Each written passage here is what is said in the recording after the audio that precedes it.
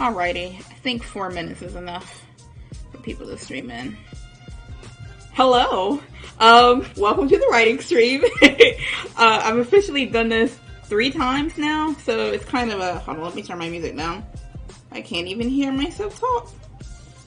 I've done this, 3 times now, so it's kind of an official Writing Wednesday sort of thing. I'll try to have something for next week too, but as of right now, I am to the end of the chapters that I actually have written out, or not drafted out, but written out for me to go ahead and script. So I'm currently writing the summary for chapter 17, but I got, last time we left off, we were on chapter 13. I've written a lot since then. We're on chapter 16 now, and a lot has happened.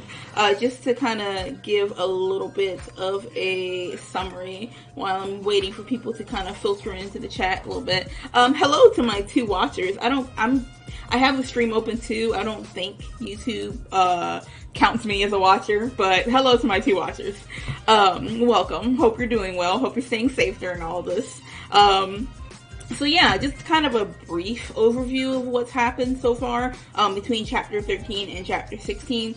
So basically, Asadi was left in charge of watching the kids while Gidget goes to work, and something happened where Mikhail wanted everybody to kind of get along and like have fun together, but the group kind of split up. So Asadi's like, hey, I want to go to the beach. Mikhail is familiar with the beach. And they end up going to the Battle Beach, which is called, or it's not a Battle Beach, it's the Slateport Beach, that one of Slateport's most popular beaches, which is called the Port Pearl, like half based off of like Clan Pearl, but then also half based off of like the guy who's supporting it the most, who's founded it. So yeah, now they are currently at the Port Pearl. Literally right before this chapter started, or right before like where we're at now, Kiba and Kohen just had their fight, which was, when I started this whole like Slateport arc thing, I was really excited because Kiba and Kohen get to have their fight. It continued from chapter 9.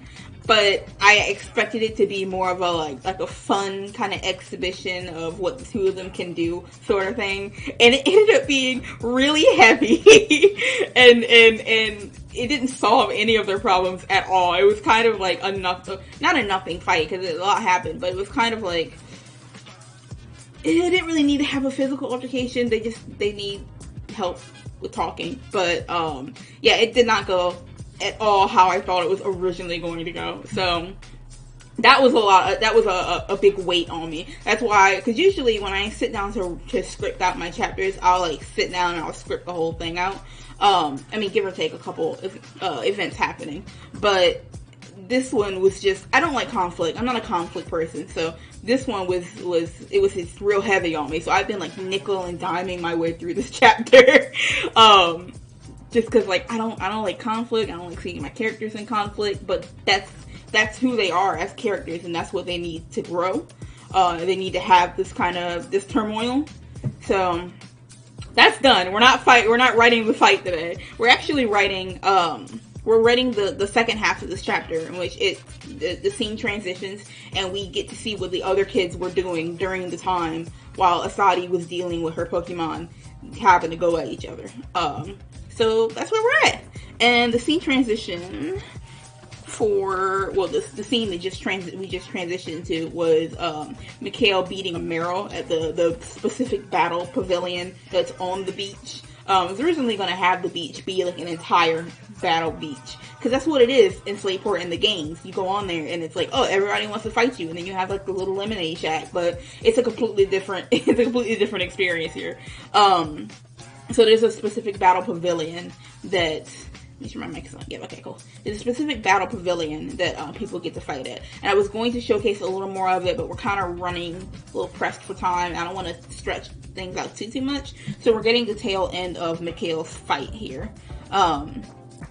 So yeah, that's what we have. Also, I switched to Google Drive to write as opposed to Evernote, because Evernote was driving me crazy. you never know with Evernote if your stuff is going to save, and at least I know with Google Drive that my stuff is saved. Although Evernote's like format, as far as like not having the margins be all weird, or not having the margins be as wide, was nice. I can change it on here with Google Drive, but because I copied and pasted the chapters in, it messed everything up. So, all right, let me go ahead and get started here. So we got the scene change. We have Nathan's watching from the bench with Tilly. Yep. All right. He looks at Aiden, who nods enthusiastically. Yeah. And Aiden is the Grovile from the last time we were writing, which is chapter 13. And he can't speak trainer tongue, which is like human speak. So he just kind of has to like nod in Pokemon. Alright, so let's see. As usual, I got my notes here. I got my summary here. Alright, he looks at Aiden, who nods enthusiastically. Okay, and then he asks Nathan if he's sure he doesn't want to do anything.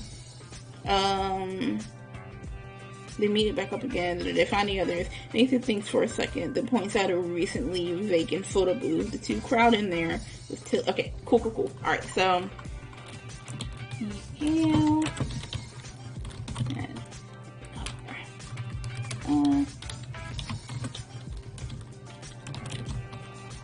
Alright.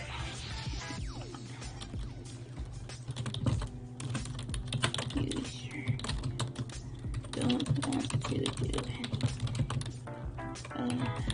Before we go meet the others. Should I say before we go meet with everyone?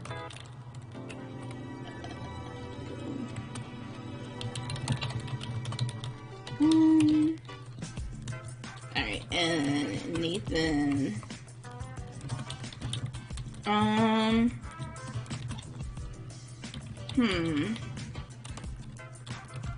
Nathan scans around and we see a recently vacant photo booth. Next shot is the three of them walking up to the booth.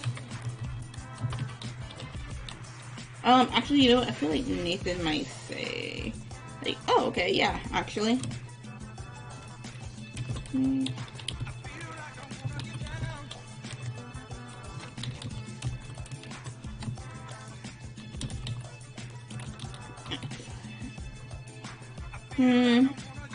Alright, actually.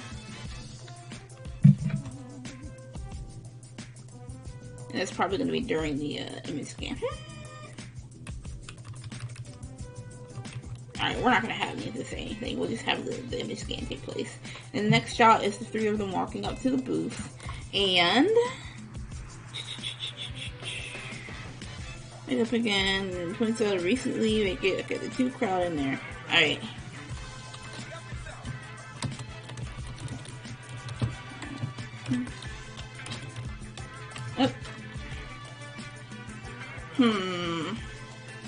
Hands on hips.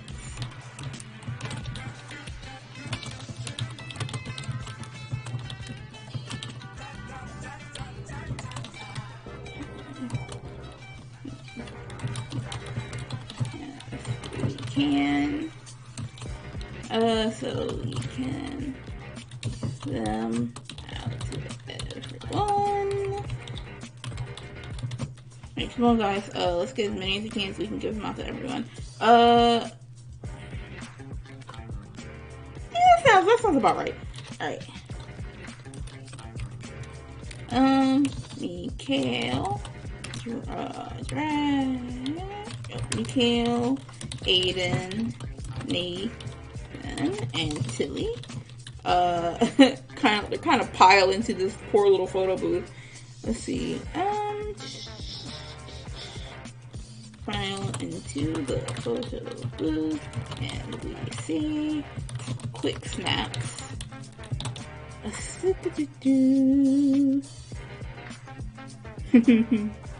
Alright.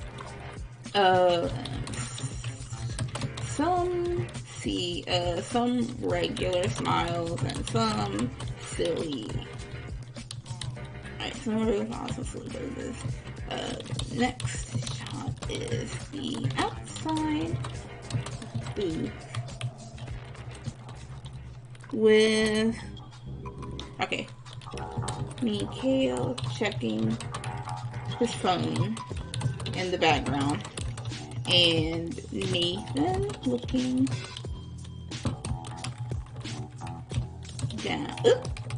down at the photos with a tender smile because Nate loves his photos. Nathan, okay. Alright, we're gonna change up what Michaela says here.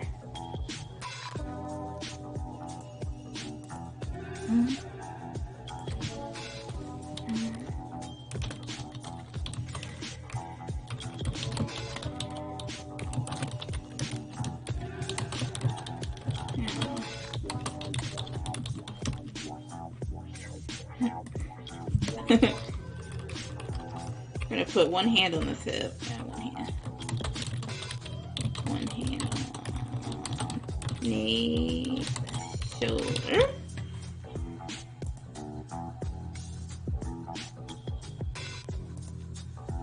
Okay. I have to kind of like shorthand this a little bit because this chapter is already running real long. That's another thing too. I realized after I went and I bracketed off certain areas of the chapter 13 script so I could know how many pages I need to thumbnail. It ended up being my usual page limit is 25, and it ended up being 34. So instead of like putting a cap on myself there, I'm just gonna do the 34 pages. It might end up being more, honestly, because like I want to give things room to breathe, and I do them all. Like I'll have 4 or 5 pages on one specific part, and I draw them by parts. So it'll end up only being like, technically speaking, maybe like 5 pages technically. So it's all good. But I still don't want to like spend too much time on things that aren't as significant. So okay. And this is kind of just a train. Like this is the equivalent of a loading screen. This little scene here. Yeah. It's fun. All right.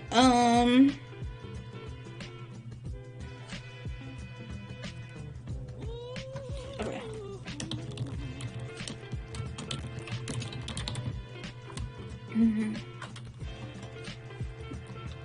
Solana said we have to come quick, or hold up, y'all can't see that. Actually, all right. Since it's Google, I forgot. Google Drives, everything is still spaced out. So let me just go ahead and do my colors here.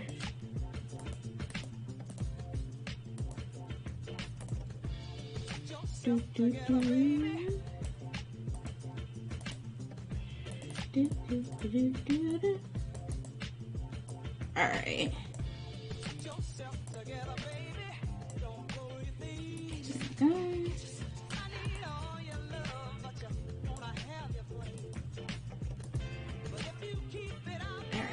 Gotta make these blue. Yeah, okay.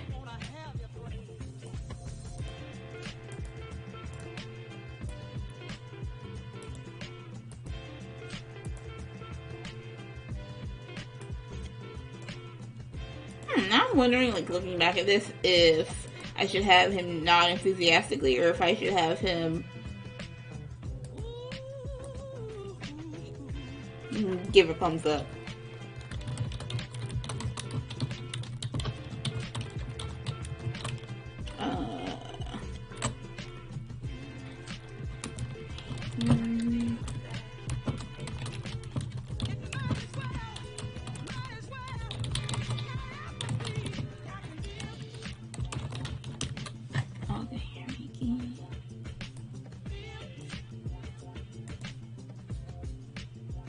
Oh, I don't think I've done PokeSpeak on here. It's a different color. Oh, here it is. Here it is. Okay, it got imported from Evernote. Cool. Jamie, hello. Thanks for stopping by. If you need me to explain what's going on, or if you want me to explain what's going on, I can. But basically, right now, I'm writing a scene. I'm writing the second half of chapter 16, where we catch up with all the kids and see. Oh, they're at a beach. They went to a beach. We catch up with all the kids and see how they're doing, what they're doing. And right now, Solana wants them to come with her, or to come find her. God, this whole page break thing is a lot. Alright, so I want next time when I do my writing stream, I kind of want to do yeah, it's a literal beach arc. We have a beach episode, except it's a beach episode that goes completely wrong. If Joe was here, he would like the beach episode. We talked about how they're all kind of standard. This is not a standard beach episode, let me tell you. Okay, so Solana says she found something cool.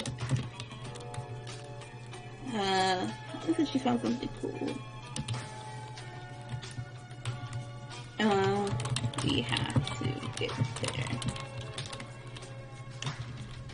So cool, we have to get there quickly. That to run.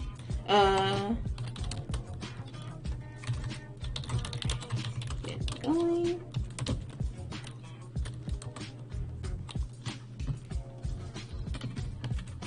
Oh, nope. Nathan has this thing where he runs out of energy very quickly. And I can't remember what it was. It was some kind of childhood disease, and I can't remember the name of it. But Snooze Machine, hello. Oh, hey, Snooze. I'm glad you managed to catch one too. I'll give you a slight rundown as well. We're doing a beach episode, and right now I'm writing a part where the kids are off doing their own thing while Asadi's Pokemon just had a massive falling out again. A little more controlled this time, but still a falling out. Making this a very special beach episode. Okay, so we don't have to run, of course. So now I'm writing what the kids are doing on the side. Are you ready to get going? And Nathan, because they all split up to do their own things. And the kids have cell phones, and Asadi does not. So Asadi had to stay at one place, and that one place just so happened to be, where drama happens. Okay, so you ready to get going? Alright, we see a bird's eye view shot of the boys, making their way downtown. Making their way to the... Actually, do I want to do a bird's eye view shot? Yeah, we'll do a bird's eye view shot. I can always change it later. We see a bird's eye view shot was making their way to the Nautical Natura Pavilion. Actually, hold on. Watch it pop up on the screen. Okay, let me see. I'm trying to find the thingamajig. The map, so you guys can see where we're at as far as where the beach episode takes place. So is it in other art or concepts? Oh, why can't you just keep it in icon view? I keep changing it to icon view, but Windows is just so stubborn. Okay. Yes, I want you to open it with photos, please. Yeah? Yeah? No? We don't want to open? Okay, alright. So, here is the map. Oh my god, it fits perfectly! Alright, so here is the map of the Port Pearl Beach. you got like the normie beach over here with like all the civilians, like the non-Pokemon trainers. No Pokemon are allowed on this beach. Well, Pokemon are allowed on this beach. So everybody split up once they got here and everything. Everybody split up. Solana and Celeste are over here. Danny and Brendan are like in this general area, and the battle park is here. So Mikhail and Nathan were over here, and then Asadi was here, and her little fight took place over here. So they're making their way downtown to here at this point in time. So we're gotta explore like the rest of the beach. Oh, I forgot there's like shops and stuff in here too. Crap. yeah. No, it's like. That's a really, I did make the map, yes. Also, that's a really big theme in Leftovers, is the segregation between trainers and civilians. Because Hoenn in general is about balance, you know, with Kyogre and Groudon and everything. And there's a lot of real life bipartisan shit going on, and it's no different in Hoenn. Okay, so we see a bird's eye view shot of the boys making their way to the Nautical Nature Pavilion. Alright, cool. So, thank you. Honestly, sometimes, and I don't want to be that guy who's like, oh, please don't praise me because it's a burden. But like, honestly, sometimes my attention to detail does make me want to bang my head into a wall because it's more of an anxiety thing. But it is, I'm thankful for it too. Recently, I actually just came up with the idea of, instead of drawing all my places, I'll just put photos on a mood board, which is so, like, of course, right? Put photos on a mood board, but I always like to have my references, like, drawn in my style. That way it's a direct one-to-one translation. I don't have time for that, though. Not this time. So I just take all my drawing, all the art of my characters, and then all of the references for the places, and just stick them on a really long PNG file. I'll just use that when I thumbnail. Alright, so the boys arrive at one of the largest stores of the Nautical Natura Pavilion. Also Snooze, and I don't know if Jamie, you saw this too, but I have my notes here, or I have my summary here, where I wrote everything out just in words, and now I'm just scripting. Thank you. Honestly, yeah, I mean, we have a lot of time now, but still not enough time for that. Still not enough time for all those details. Okay, outside of the booth, Nathan smiles. Okay, give me a second, y'all. The boys arrive when the largest. Gotcha. Celeste walks up with a bag she got from a nearby vendor. Gotcha. All right. Okay. The next shot is of the boys. Oh no, wait. You know what? I want to do. Oh, Celeste.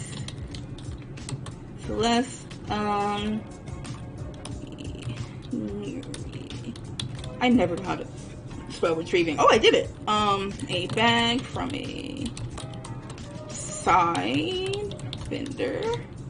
Behind her, the boys arrive and can barely be seen through the crowd. Oop. Celeste takes notice. Did she say anything to them? Oh, okay, yeah. No, she's just happy to see them. Alright. Makes her...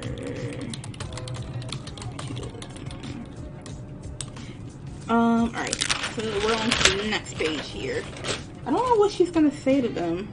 I know Solana comes up and is like, yo, guys, come here. Alright,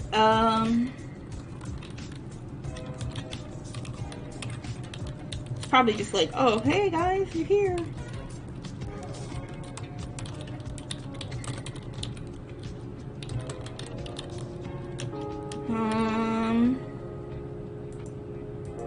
Oh, you know what? I think Solana could probably be with them too, because I kind of had her just come from a different direction and drag the boys off. I think she could probably just be with them.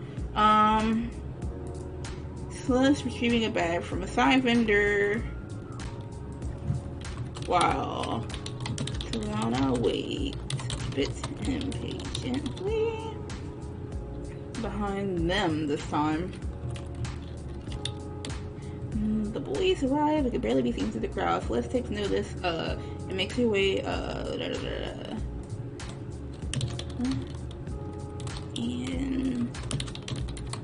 notice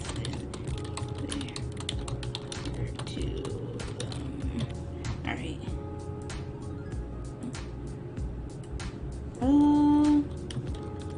Or it should be more like there you guys are. I know Solana drags them over.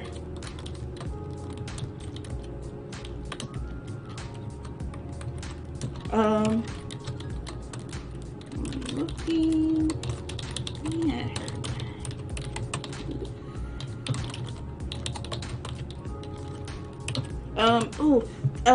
Aiden and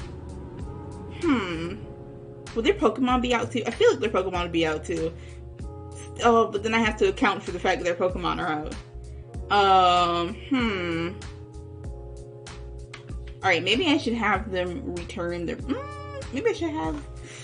But other people are walking around with their Pokemon. I feel like it's not a thing that they would do would return their Pokemon. Okay, let's see. Okay,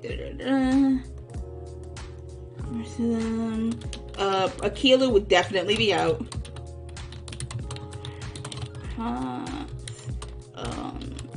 Two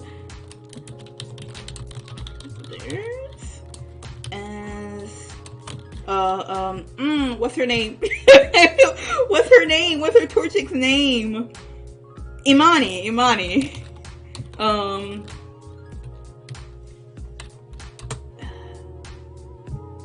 Out of arms and arms to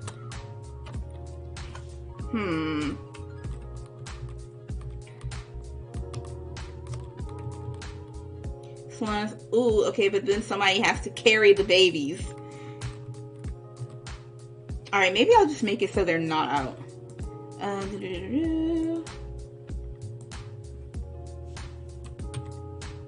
Or maybe just Imani's not out, because Aquila can run on her own. You know what? I think we'll do that then.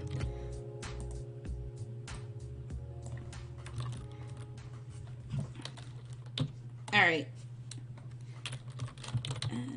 Tilly watches curiously from Nathan's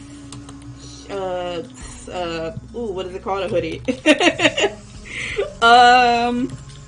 Alright. There you are. Ooh, which pie?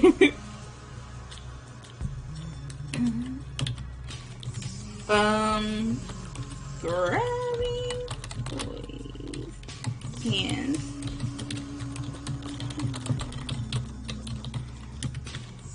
Alright. Okay, so no time for that, come on. And then I feel like it's like on the one hand I feel like that's too pushy for Solana, but then on the other hand it's like she is very she's a little she can be a little pushy sometimes. Let me see. How does this play out? So she drags her to a giant portrait or statue.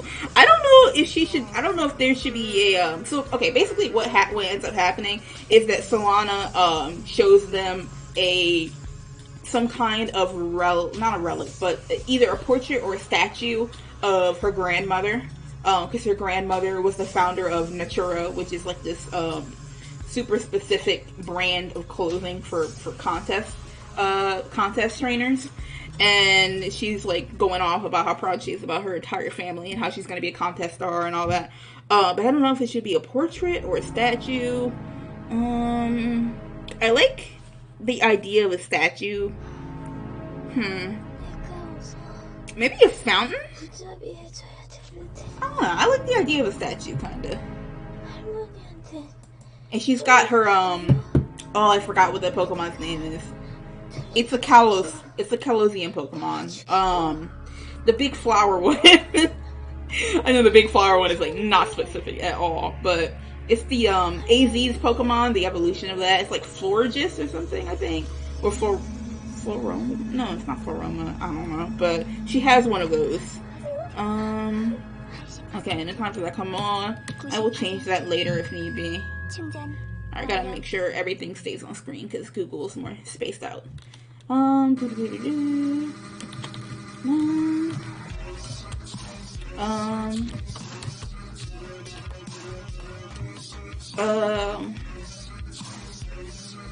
Move along and further into the pavilion.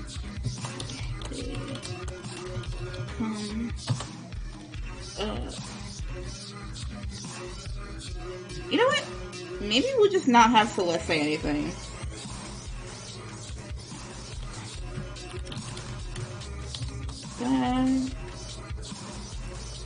And then Solana can say, there you are, come on. There we go. Alright. Solana pulls the boys further into the pavilion where they come face to face with a... We're gonna make it a statue. Statue of a middle-aged woman with... Alright, I need to figure out what the Pokemon's called. Hold on. It's Floette and then... Oh, Flabebe. Oh, and it's Floette. Wait, hold on. No. Floette's the middle one. Alright. Florages. Florages? Is that how you... Yeah. Florages. That's what we're gonna go with. Florages. Hello? By her side. It's a gold statue. Alright, what a Florages by her side. Florges? I don't know, maybe. Florges? I know Kalos is like, is more French than anything, so I don't really know, like, if there's any kind of, flair in there at all. I didn't play Gen 6.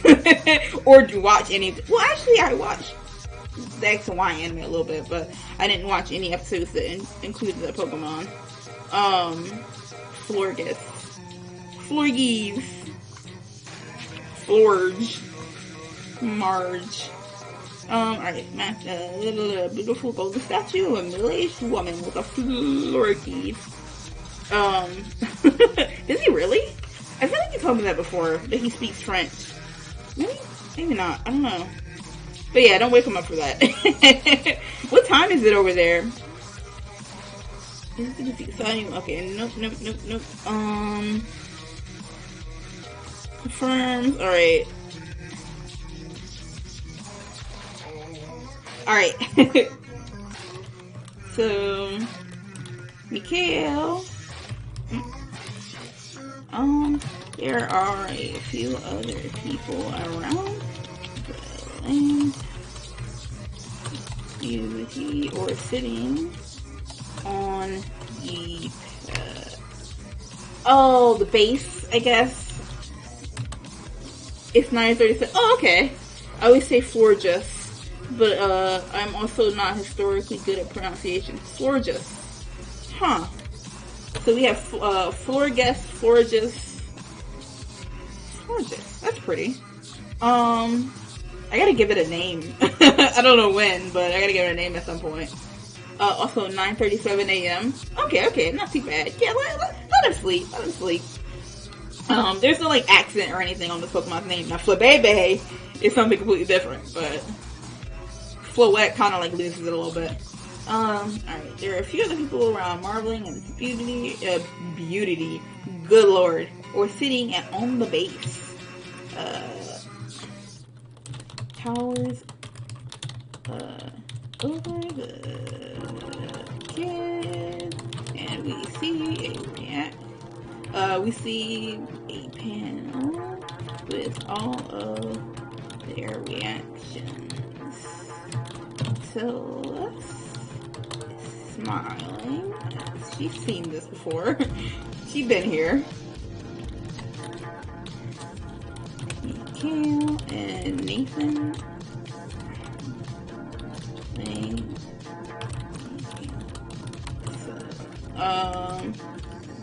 Aiden would be too.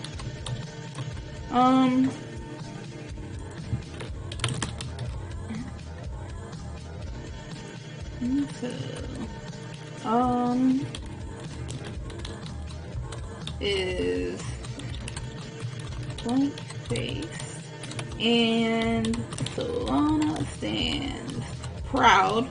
Solana's on her JoJo. Alright. So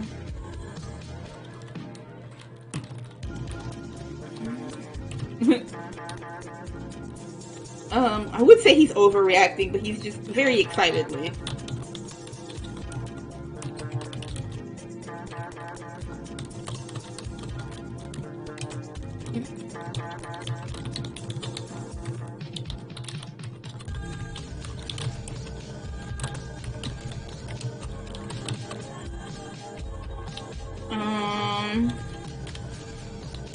Who is it or what is it? We'll say what is it, because he's probably focusing more on the Pokemon than the actual person.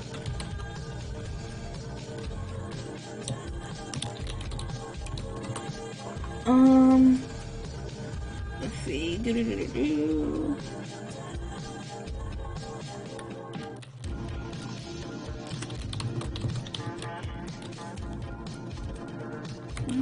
Oh, what does she call her grandma? Is it grandmom, grandmother, nana? Because I feel like grandma would be like too old for her. I don't even know her name. Grandnan? I like Grandnan. Because it's Grandnan and then Pop Pop. We're gonna go Grandnan.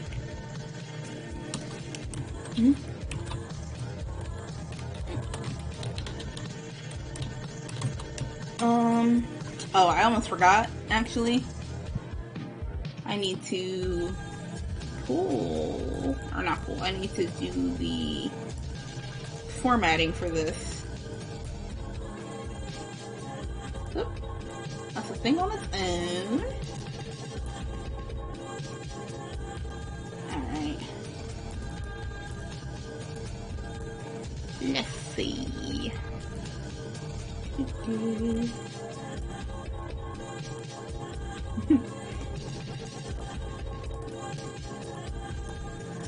That's the idea of Mikhail being slightly nosy, but like in an innocent way. Oh, poor Sadi is just tired right now. This is a part that it's only 8:42, so yeah, I'll get to it.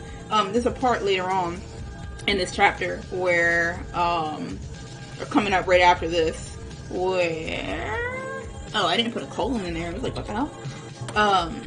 We get to get a little bit of insight on Danny, because it's so funny. A lot of people don't like Danny, and I get it, because he's not meant to be like a very likable character, but I can't just make a non-likable character without having a reason why he's like that. He's basically just like a bratty, snot-nosed kid. A lot of people's eyes. I've had people who are like, I will kick this kid's ass, and I'm like, dog, chill. He's 11. But it's so funny reading comments like that. But yeah, I'm hoping to give a little bit of an explanation as to why he's absolutely feral sometimes. Especially from Brendan's point of view. This is my part in this mix. I love this part.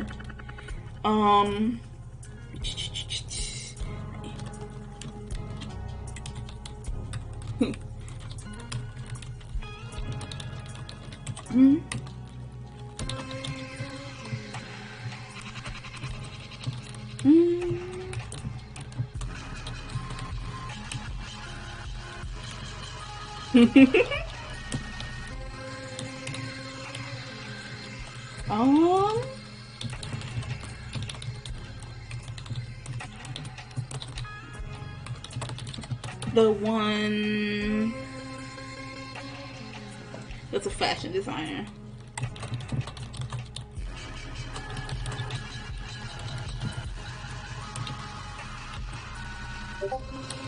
Oops. I do not have my Discord sounds turned off. What's good with y'all? Mute.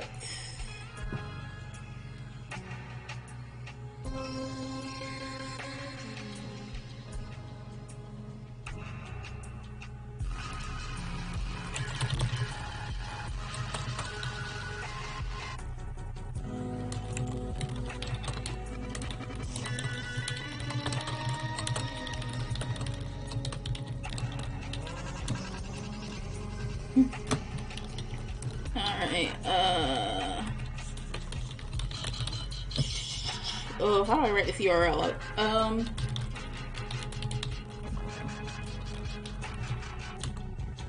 There we go.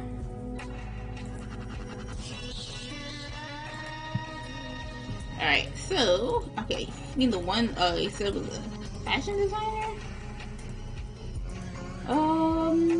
There's something weird about the sentence. You mean the one you said was a fashion designer?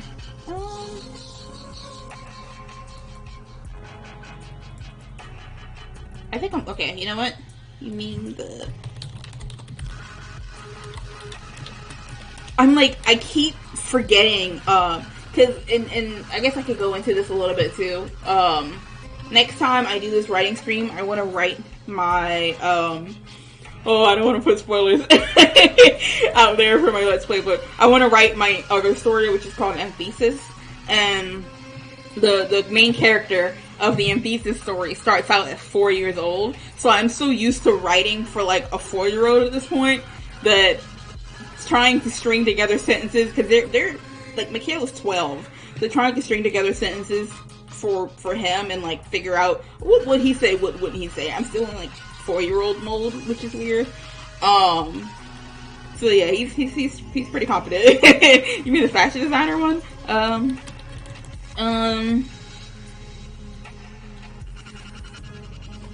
Okay.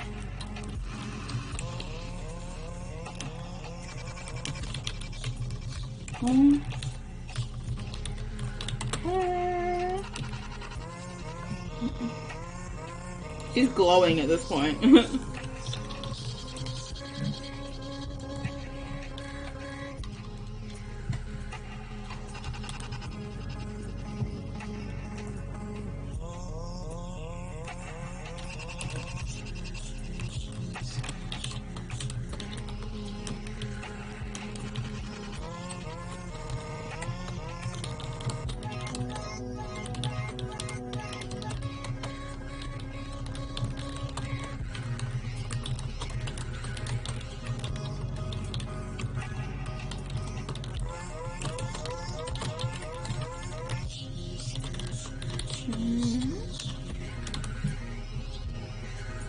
Alright. So, alright. Ethan. Sitting. The base. King up.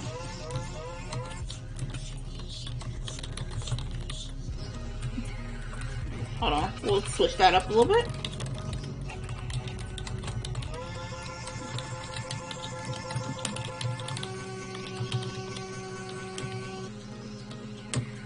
Okay, and then you can see. Alright. Alright.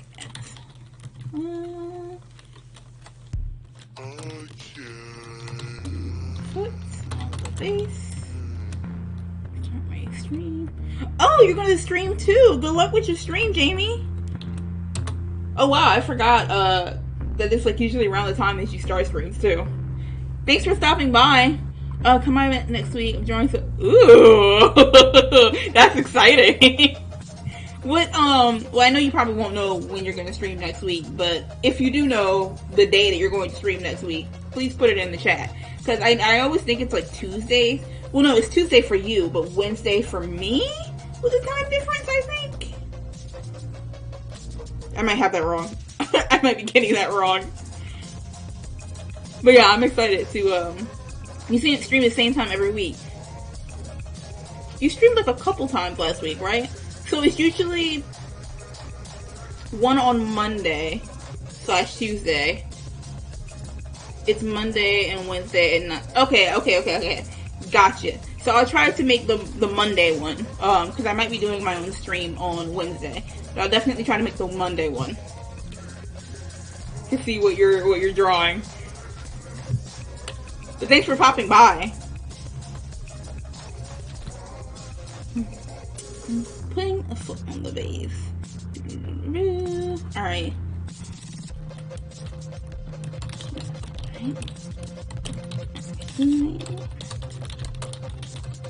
It's full of hard workers.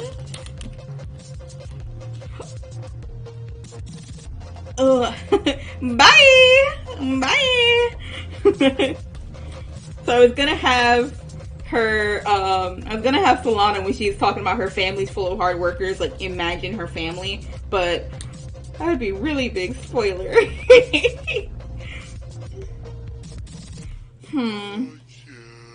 Or nah. We're not gonna do that. Alright, and right, actually my whole family is full of hard workers. What you say? Her mother is a businessman, her father's a chief, and her uncle's an activist. Man, businessman. Chief. Uncle.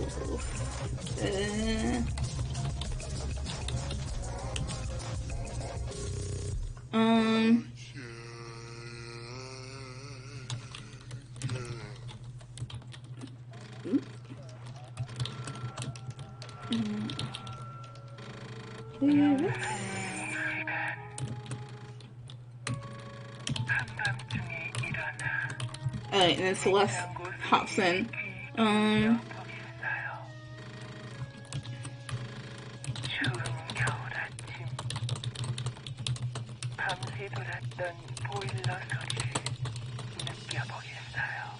People who stand up for others.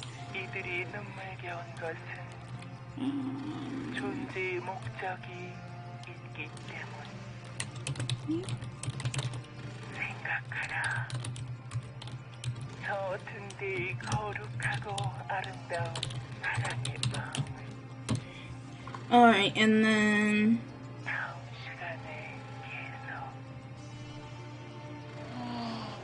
alright, and then the group starts leaving. Now, does the group start leaving halfway through talking?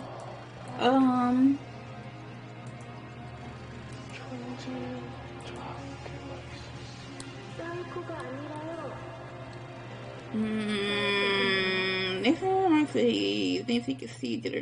Okay, so he asks what an activist is. Celeste tells him that they're people who stick up for others, or at least that's what her parents say. They stick up for others. That's what parents say. Told me. Alright, and that's really brave. Nathan, the sweetheart. That is very brave. Okay, at some point they start walking over.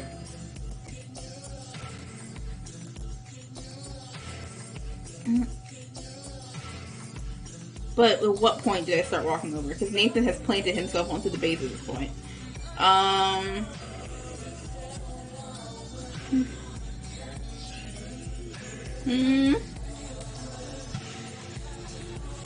We're just gonna switch out of that.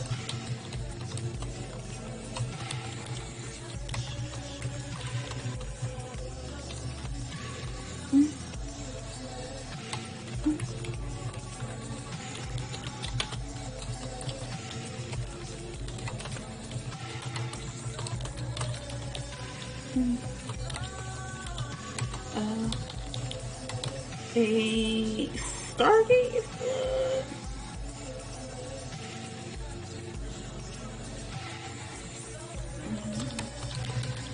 Um, he doesn't really give her the Stargaze look until after she says what she's gonna say. So, alright, so he's hopping off the fountain. Hopping Nathan off the fountain. Kill. Let's see.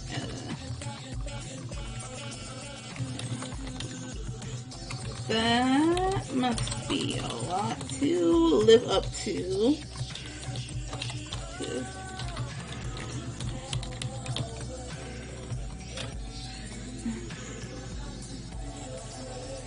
Okay, now, how do I contextualize this a little more? Oh, that one must be a lot to live up to.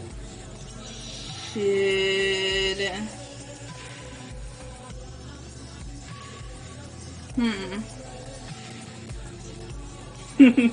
So let's just say something like, Aslan is already an activist.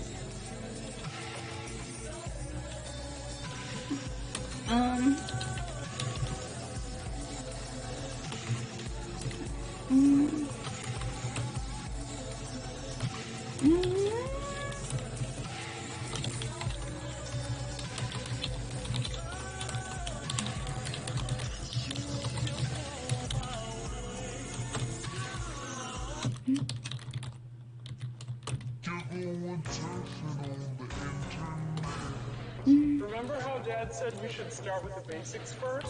That's true. Well, to get started, you'll need to get connected to the internet. You do that through an internet service provider. It's a service that connects you to the internet through special super high-speed lines. The easiest way is to use an online service provider. You'll be led through a series of screens for the installation of the software. They make it simple, and they even... Now, I feel like they're talking a little too grown here. That must be a lot of love. Are you nervous?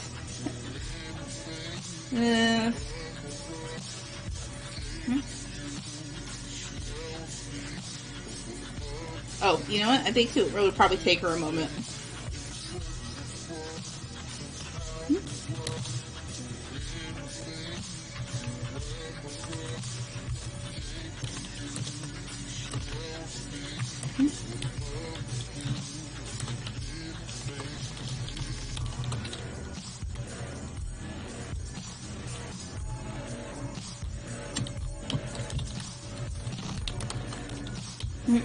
Alright, and then she gets all, I'm gonna be a contest star.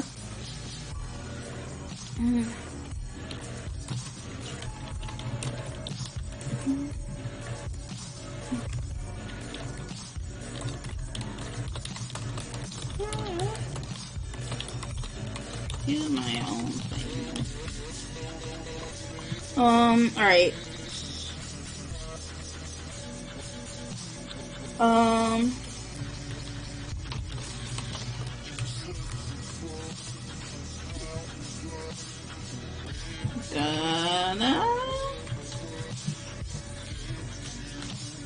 Gotta remember their voices.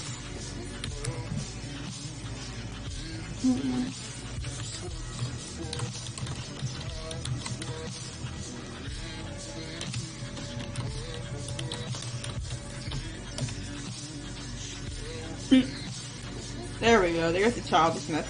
Alright. It's gonna be the biggest one ever. The greatest and biggest and bestest one ever.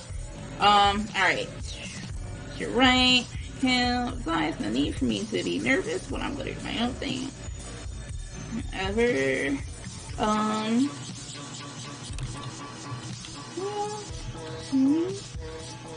Watches her, alright. Watches her with sparkling eyes.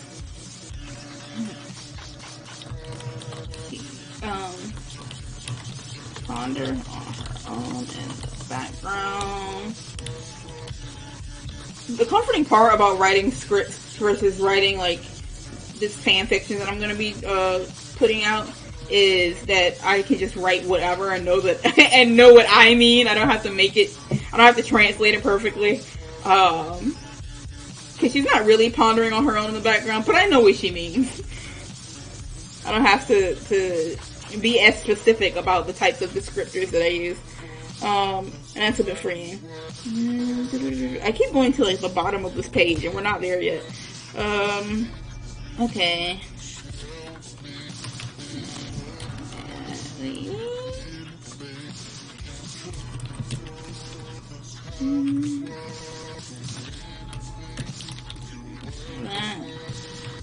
If we can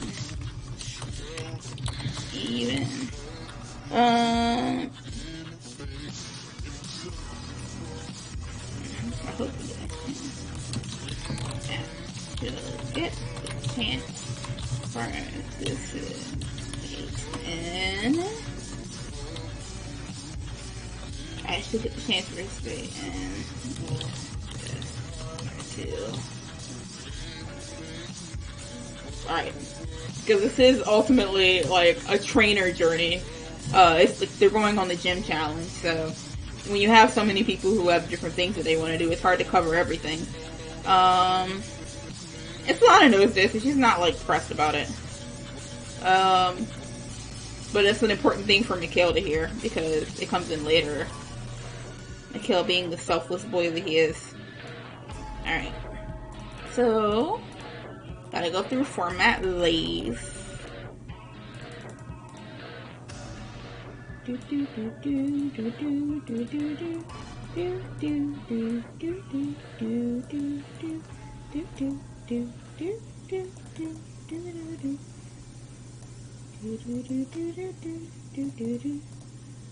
Alright.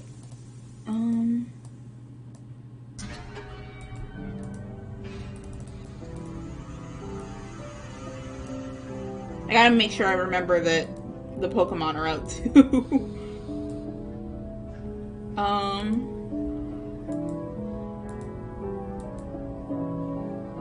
Okay.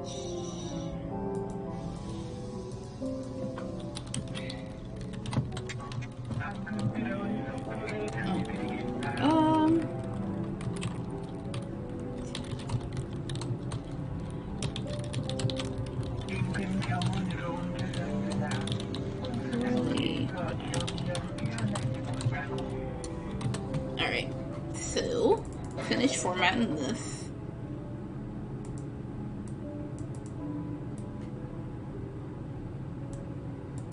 Boop. God, I've been waiting for Solana to tell her family's business for forever now. I didn't know how to put it in. I was gonna have her say this whole spiel about her family being hardworking, how her mom's a businesswoman, her dad's a chief, and her uncle's an activist.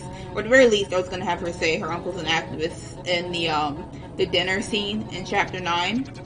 And I think she was probably gonna start going into it because she was like, "Oh wait, I'm actually from Pacific Log." When Asadi asked where they're from, but it got cut off.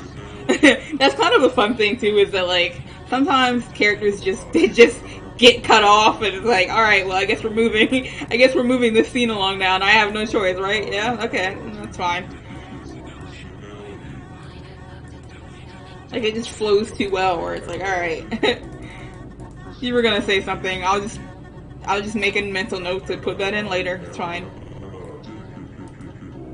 And then there's things like this whole like technically Solana's already an activist thing, which is alluding to Solana sticking up for Celeste in the past. Not originally being intended to be in here, but like when you're writing out your script, it's funny how like little things pop up and they slot perfectly into place. So these little reveals that I had been meaning to make but didn't know where to put them at on their own, and now they're just like very slowly unraveling. The Slateport the Slateport arc has been really good for that in general, where I'm getting to put in little small little character like hints at backgrounds and relationships and stuff like that. That originally when I was planning this out like last summer, I was like, all right, I need to have an episode dedicated to like each individual thing, like Aiden and Haru's relationship needs an episode, and Aiden and Haru are Mikhail's Pokemon. His Makuhita is Haru, and then his Grovyle is Aiden. And I was originally like, alright, I need to have an episode planned out to where I could explore their relationship. But now it's been kind of like neatly rolled into the whole Kiba arc in chapter 13, which is going to be the next one to be released. So it's like, on the one hand, I have to go through and make sure I take note of things that I've already covered, so I don't retread old ground. But on the other hand, it's like, oh, thank God, I don't have to dedicate a whole chapter to this. Although, I can if I want to. Like, now it's more of a want and not a need. Alright, so, well, I hope I actually get the chance to participate in a contest or two. Alright, so... Okay, heading back to the site. Oh, they hadn't actually left yet? Wait a minute. Well, they're leaving now, damn it. Actually, no, okay. They hadn't actually left yet. So we're gonna get rid of that part.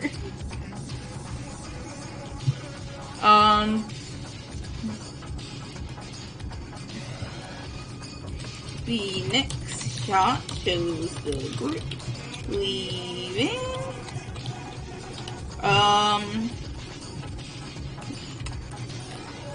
With Hila back on Solana's head. Tilly, Nathan, Study, and Aiden walking locked arm with Leo. Just to make sure they don't get lost. Hey, what's up, Joe? What's good with you, boy? Welcome. You know, I specifically wrote the part where your cameo off stream, so you'll never know what happens until you read it. And shot shows the group leaving with Tequila back on Solana's head, Tilly and Nathan City, Aiden walking locked arm with Mikhail. Then,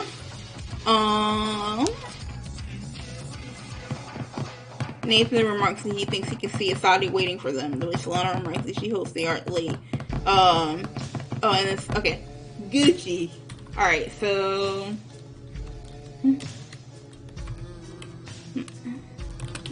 And... I see. Somebody...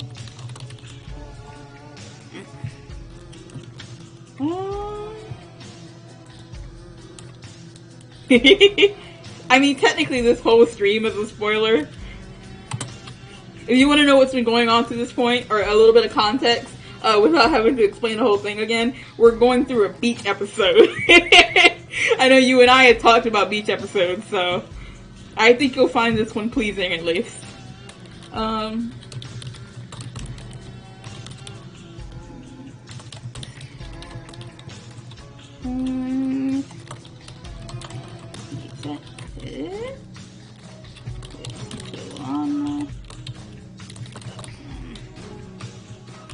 Oh, would Solana say, oh crap?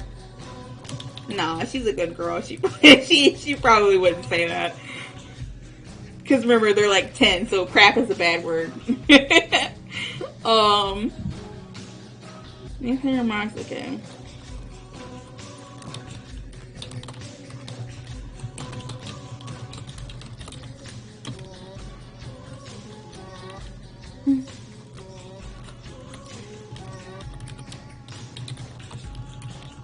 Do you find it difficult to change the way you think about those characters / plot elements? Ooh, I love questions.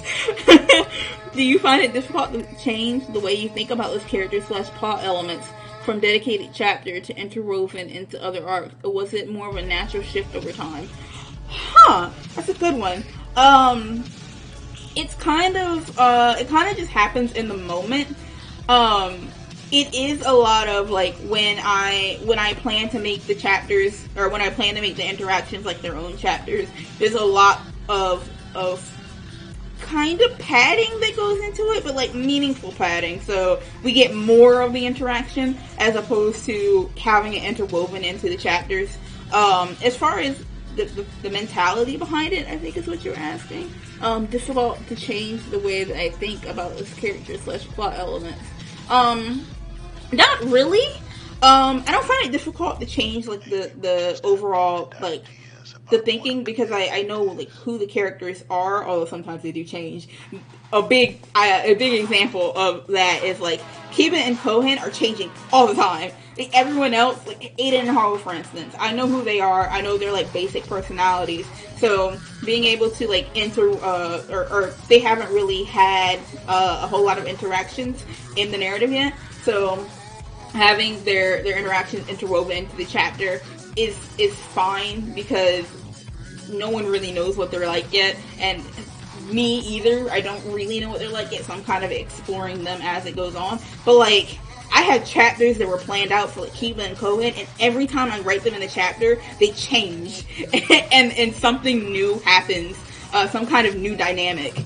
So I wouldn't find it difficult, but it's definitely interesting having to like shift how the characters are being portrayed when it's like it's not a chapter that's dedicated to this specific interaction, but rather it's spliced throughout other chapters.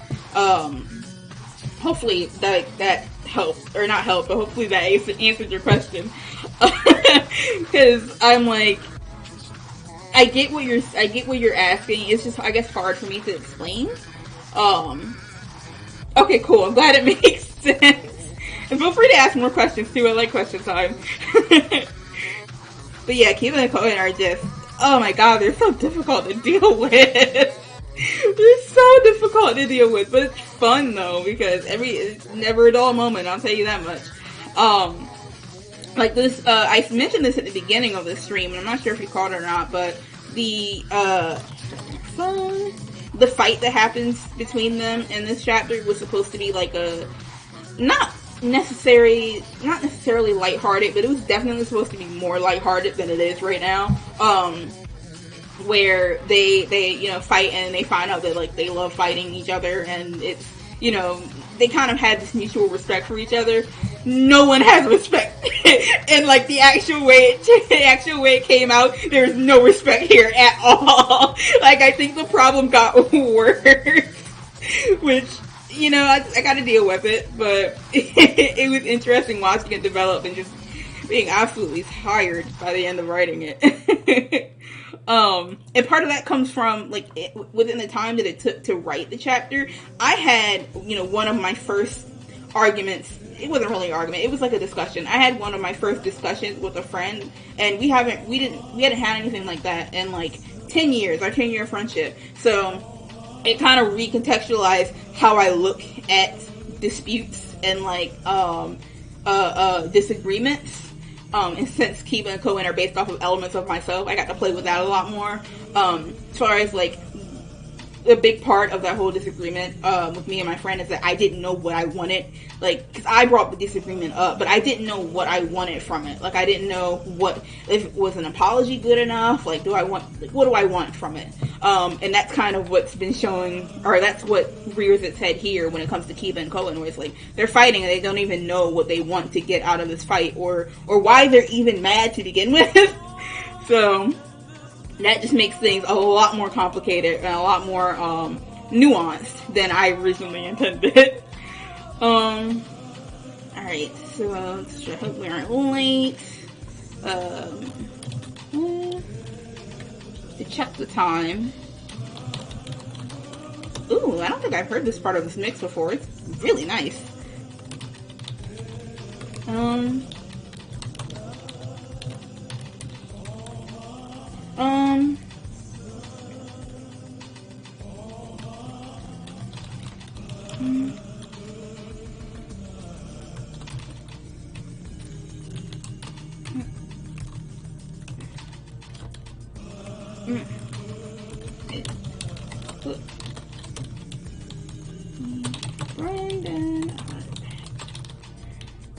One of the cool things that came out of one of the cool kind of natural progressions of having this whole like interwoven character thing happen is that like I hadn't really, I knew that Solana and Danny had like kind of beef, but I hadn't really figured out what the relationship was between Celeste and Danny. Hello? This thing is like, so, how's the story coming? Dog, are you good? It's good. The story is coming along greatly. Greatly. It's wonderfully. Let's see. Alright, there we go.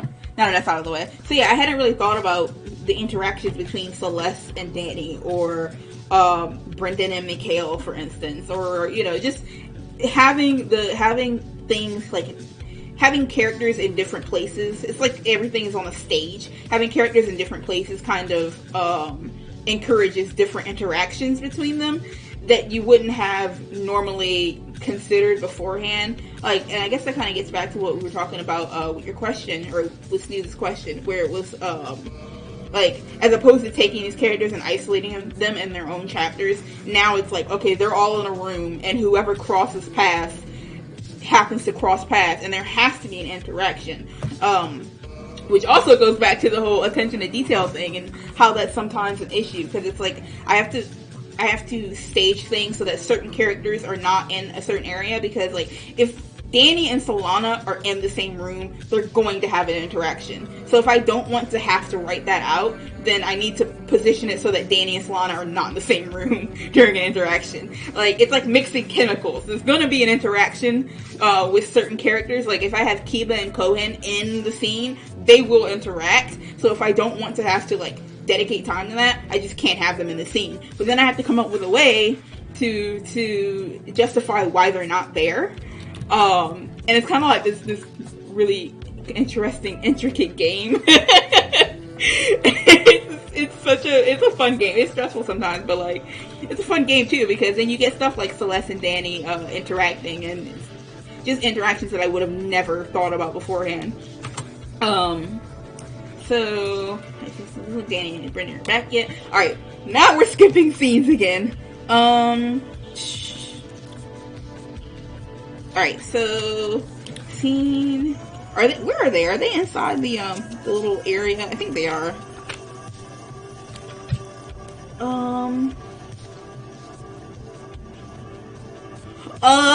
Oh no, I have to write Danny's parent scene. God, alright, so scene change. Scene,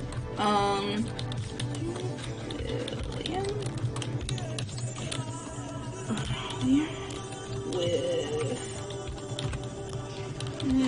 thing over new Pokemon from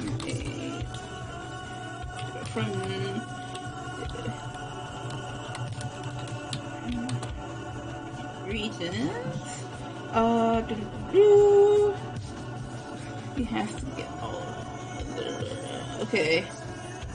I'm saying you have to get all of it. Alright. So, Brendan mentions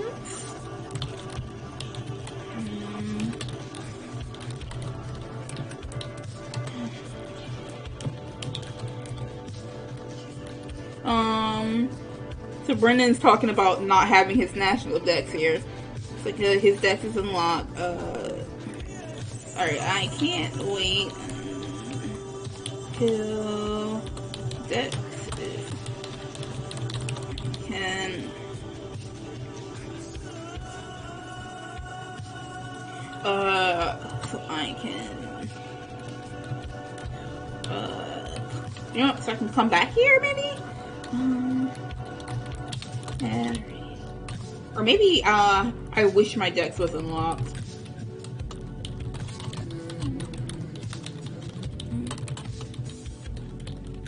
So I could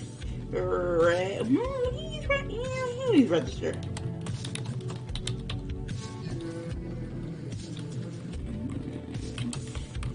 Instead of just clicking Danny.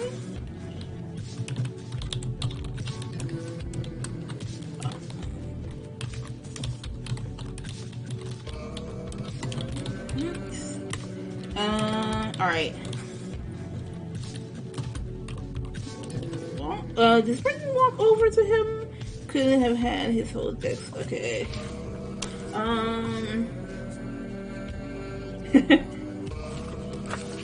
Alright, let's see.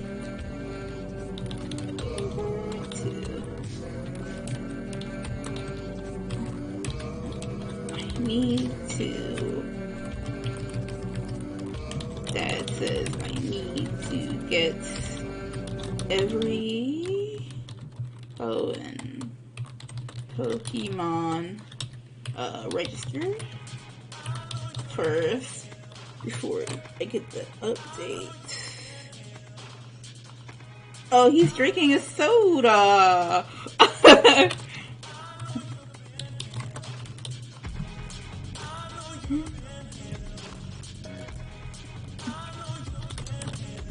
Before I can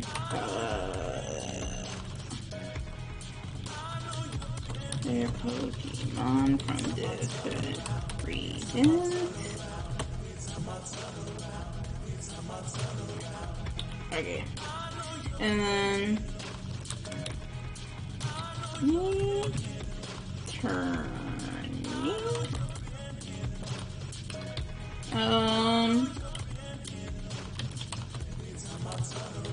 not really sipping his soda, but he's got it up to his face. You know what? We'll put soda up to his face.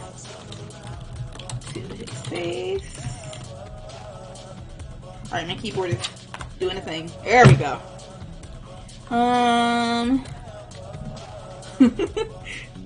Joe, I don't know if you're still here, but I'm honestly thinking about going back and rewriting the part of chapter 13 to like have somebody refer to the Ludicolo as Miss Lucille. After that picture, Holding Lines did for me. Slash River Plath or Path, I think. Plath, I want to say.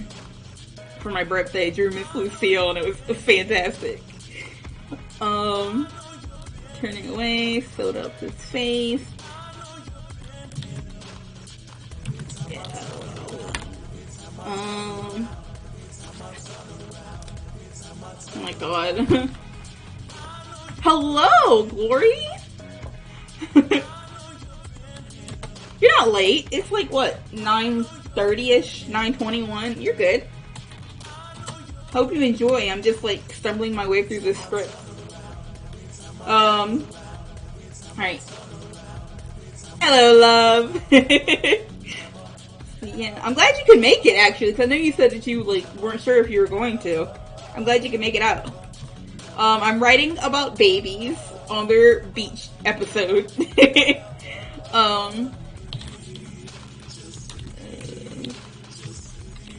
Had all the holy Pokemon by now if we weren't stuck on this stupid baby field trip. God, Danny, just be nice. They're on a stupid baby field trip. I'll be drawing more of Commander P, please, and listening to my like strange music in the background. I hope you find this soothing and inspirational. Well, you could have had all the Pokemon, whole Pokemon by now if you weren't stuck on this stupid baby field trip.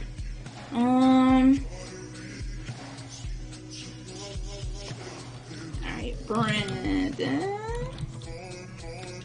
Oh my god, Danny has to be sitting on the arm of the bench. Please. Sitting on a nearby bench arm. Cause he's too cool. He's too cool for school. And then Brendan sits down on the bench beside him.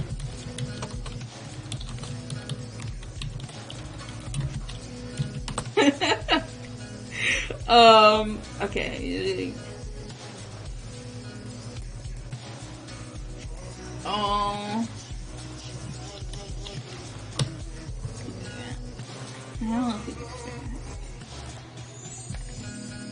Alright, so sits on the bench beside him.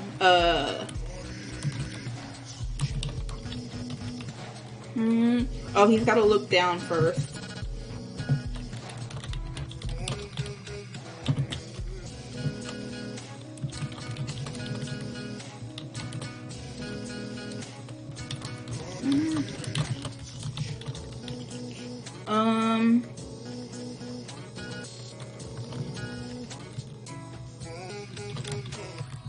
We aren't with them now, but I kind of like having everyone else around. Alright, we're not going to mention that we aren't with them now. I kind of like have all the troop kids. Do they know it's a troop yet? They don't know it's a troop yet. All the other kids around. They're fun. No.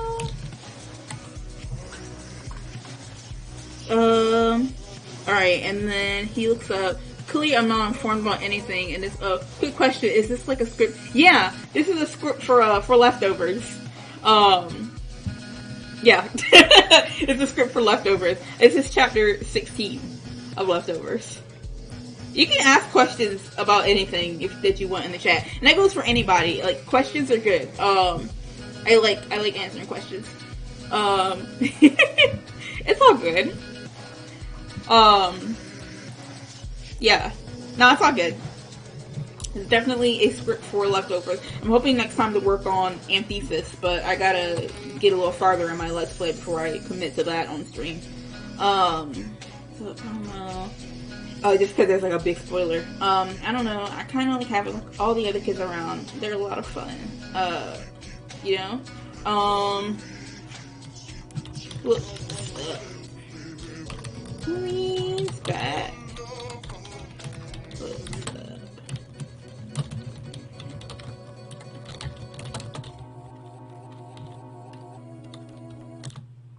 Okay. Alright, and then Danny hops up and he's like, alright, enough of this shit. I've had enough! Alright, so Danny scoffs about this, instead looking behind him. That's when he takes off and Brendan is forced to take off after him. Alright, so he's not gonna scoff, he's gonna poof.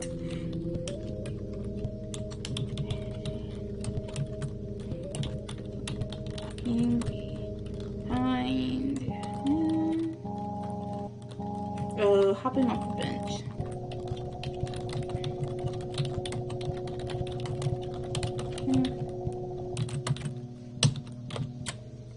Alright, and then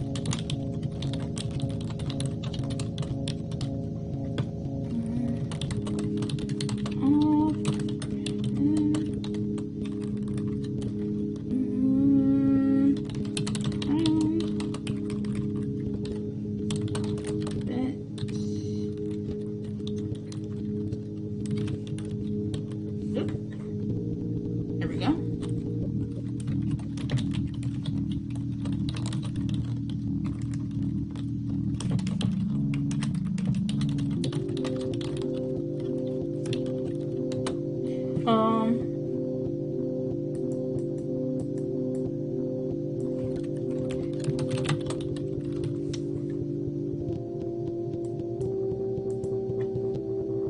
Alright. Brandon follows Danny as he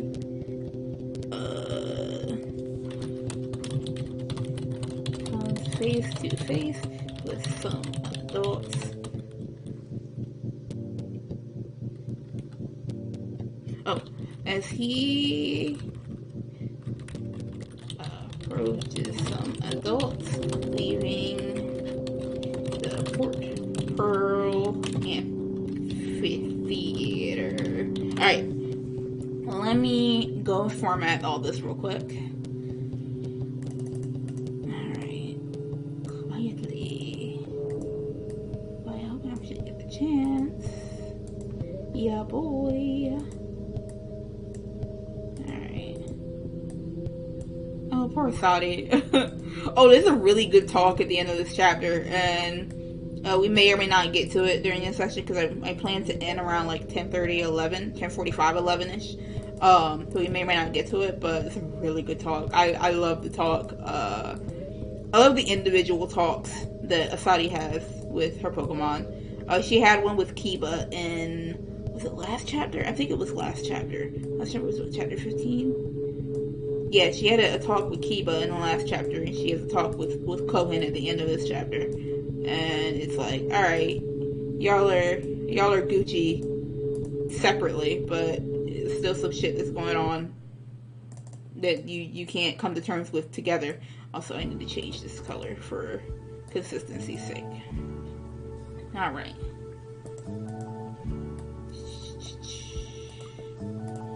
This is like, because I keep going off about how like the fight between Kiba and Kohen in this chapter differs a lot from what I originally intended, and it's gone in a direction to where before I had an idea as for like how things were going to get settled, but now it's like I had an idea where we were gonna go from the initial fight.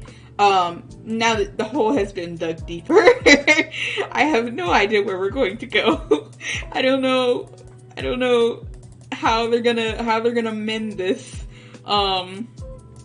because it's a lot more than just like, oh, Kiba is mad because Kohen said some dumb shit to Asai and Dufert.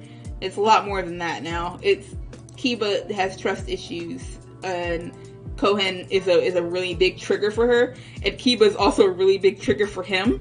So, because Kohen doesn't like being upset, and Kiba's it's a lot. It's a lot. They just trigger each other, and it's really bad. I think there's a way to like figure things out, but I just want everybody to be friends. I just want everyone to be friends. That's all. Pearl Amphitheater. We see a shot of the adult. This is gonna be a long ass chapter. we do love deep holes. Oh, for sure. Oh, for sure. The adults. Oh, I gotta decide what his parents look like.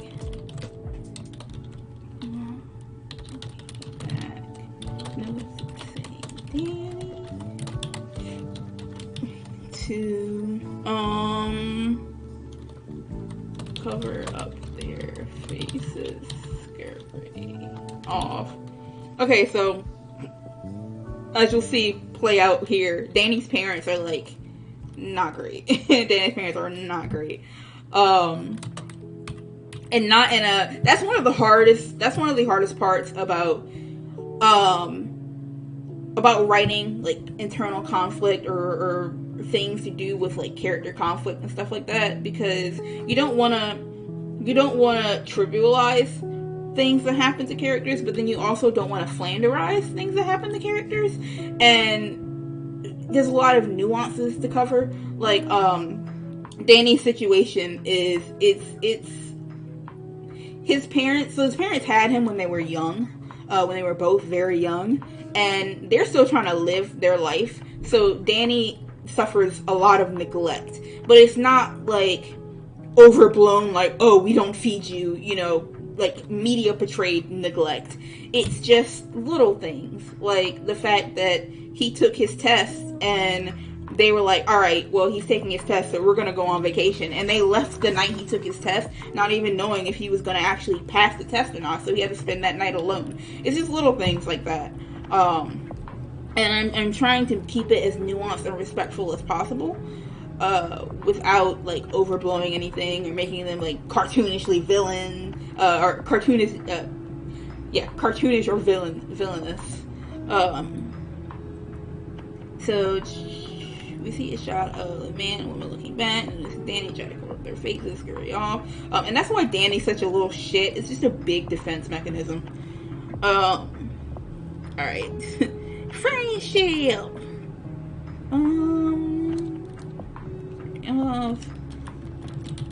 Catches up with them, and it's okay. I'm here for it. I'm here for friendship.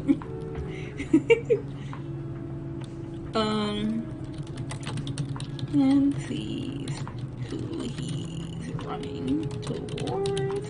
He stops, I was doing to say that I like that you're very aware of the middle line. Thank you. I try to be. It's very important for me because, like, with me personally, and I know we talked about this, you know, too, because of roommates. But with me personally, I went through a childhood of having. It was emotional neglect, but it wasn't emotional neglect in a crazy way. Like, it was so subtle that I didn't realize until 25 years later taking therapy that it was emotional neglect. So that's kind of the level that I'm going at here, where it's so normalized. It's not like crazy, and it's normalized to you, and it's normalized to a lot of other people too. And I'm trying to get that little middle area there, that gray area, because I think it's important to portray things more realistically in that manner than like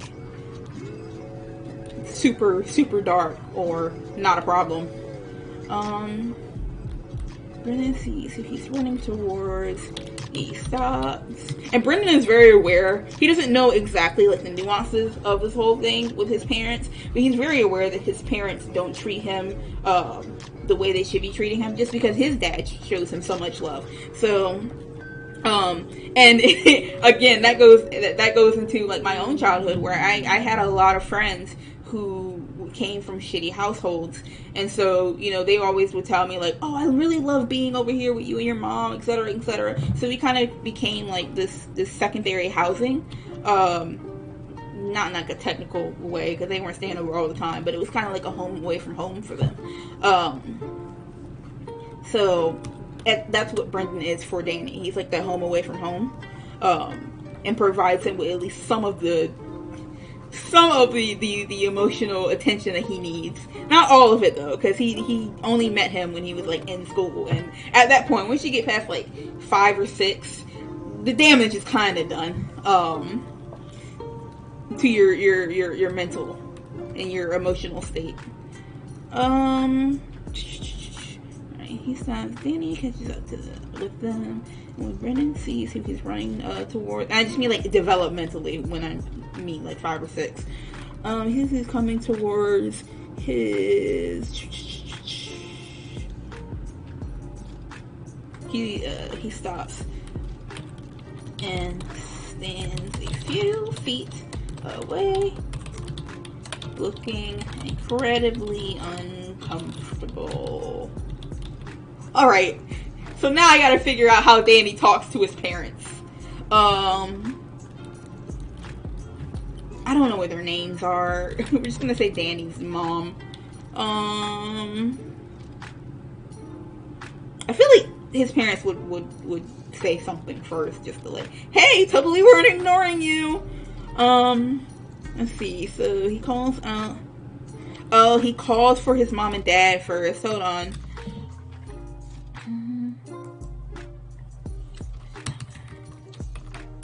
Oh, Danny.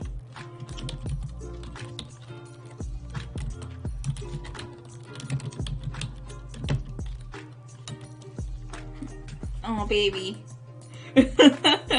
Oh, no. It's sad. He deserves better. Brendan sees who he's running towards. He stops and stands a few feet away, looking incredibly uncomfortable.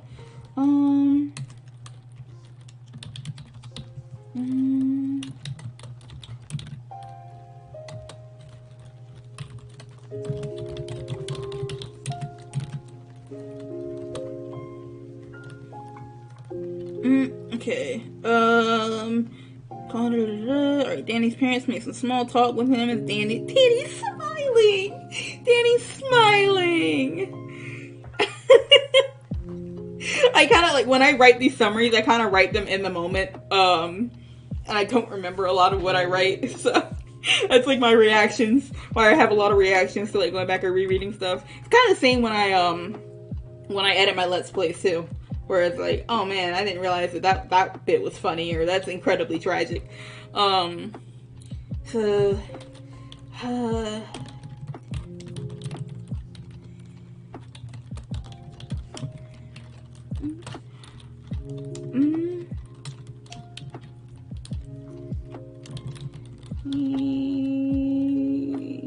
Alright, you know what? There's nobody else's mom or dad in the scene. We're just gonna say mom and dad.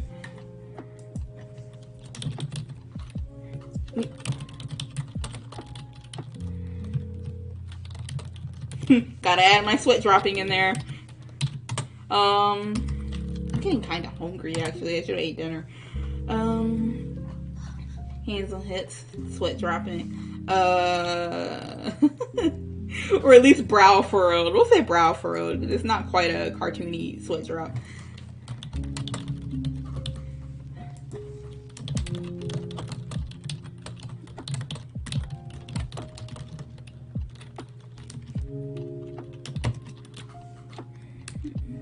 Alright,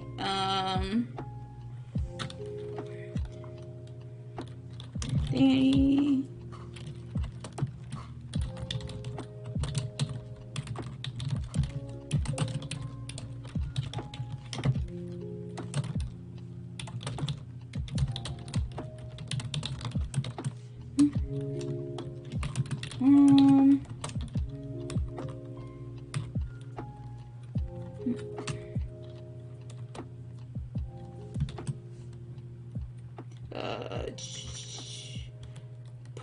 She pulled out a pamphlet.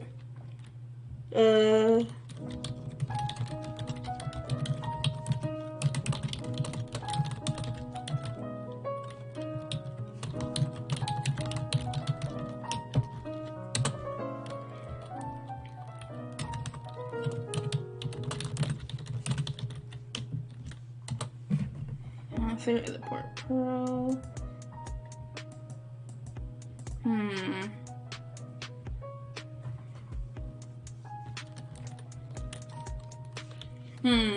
Gotta like figure out, because they're a bit short with him, but they're also like character wise they're also a bit shallow when it comes to any kind of like emotional connection, which is why they're so short. So I'm trying to figure out a way to show their personalities through how short they are with their son, but like through the individual words that they're saying.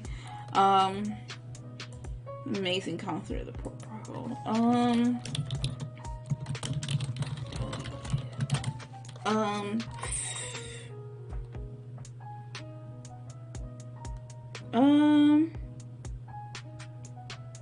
Oh my god, Danny, no! Alright,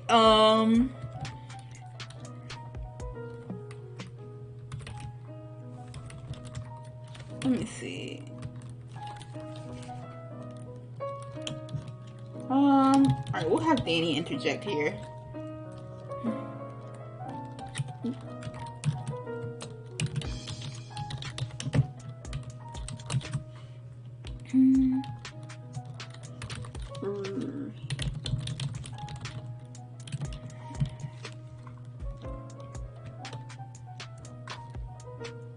He shows them his two,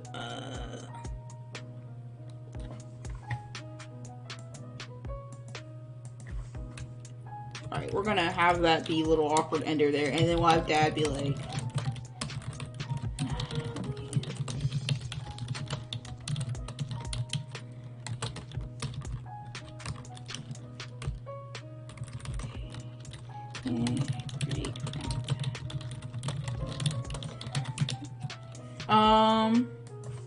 let me make a note. Danny is a cinnamon roll. I don't know if you actually know who Danny is. A lot of people would beg to differ. But no, Danny's a cinnamon roll. He deserves to be protected. And Brendan will protect him with his life. Incredibly uncomfortable. Nobody's expression. Alright, you know what? These parents are also rather uncomfortable. Alright, what about you? Taking a break from tackling all those gems.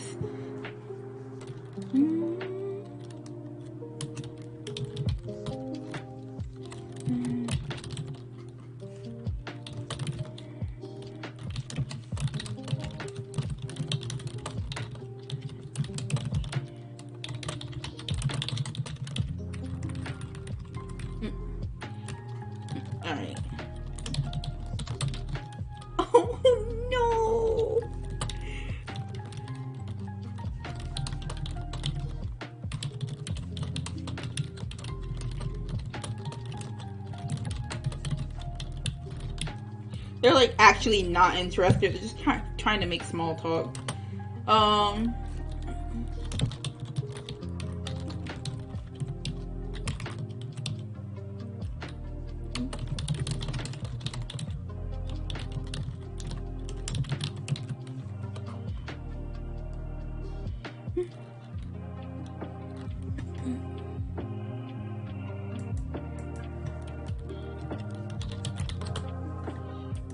Gotta put that proudly in there.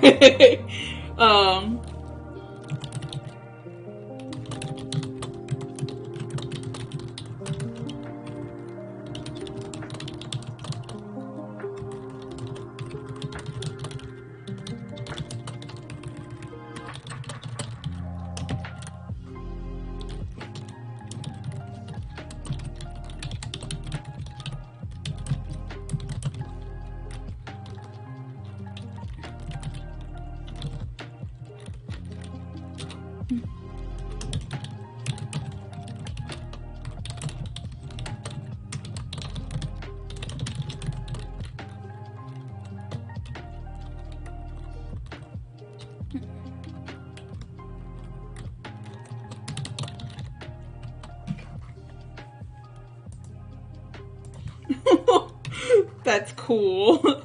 Okay, so this is touching on one of those things that this is touching on one of those nuanced things again, where your parents make jokes, and it's like you're kind of in this catch-22 here, where your parents make jokes and they're actually like low-key kind of hurtful, but you can't really say that they're hurtful, or else they'll make more jokes about you being too sensitive, which would happen to me a lot with, like, not extended family, but like some family down the line. But like, for instance, a specific thing that I had to go through when I was 4 years old, my papa took me to this fair, and I was riding a pony, and I went around the track, and I guess the guy didn't put the saddle on right. So when I came back around the track, I was underneath the horse, like hanging on for dear life. My face almost hit a fence. It was really a shitty situation. I still remember being traumatized by that. And then I fell off and I scraped my knee, so that was lovely. My pop-up caught the whole thing on camcorder, and the fact that I was hanging off the horse was like just this hilarious thing, and we watched that tape as a family every year for the next like 5 or 6 years. And it was always one of those things where it's like, I don't really want to see this, but if you act embarrassed about it, then they'll just make more jokes about you being sensitive. Like, it's so weird, like, there is no line between like what's a joke and what's not a joke, because, well, that goes into a whole bunch of other things, but like, that's what I'm channeling here when it comes to this whole, like, I thought you'd be to the Elite Four by now, because Danny takes that to heart. Like, he's really out here rushing to get to the Elite Four. Like, he's only been out here for like a week and a half. But he feels the pressure of his parents always, like, he thinks he's doing something, and then his parents are always like, you know, oh, I thought you'd be doing more. So he feels this pressure of having to live up to that standard, even though they say they're joking, but there's no distinction there. So, oh my god, I'm always like burpy when I get on these streams.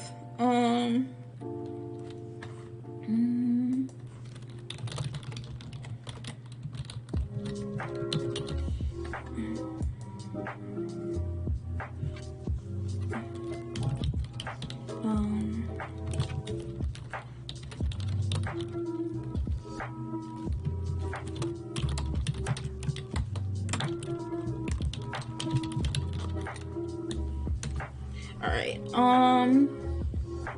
let's see. Alright, so Danny comes in closer. No, Brendan comes in closer.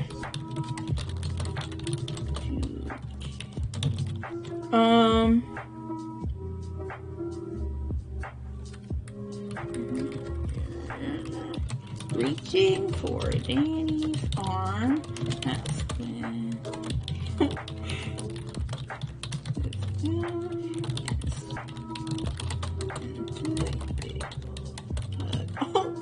No, they're more happy to see this other kid than they are their own son. Ah!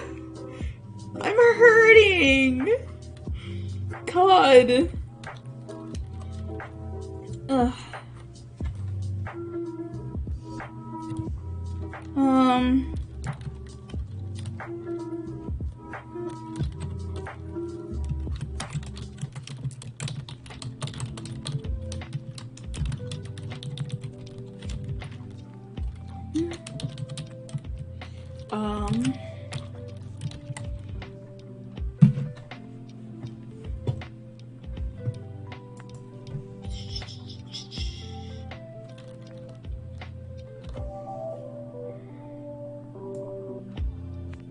We're gonna cut that there.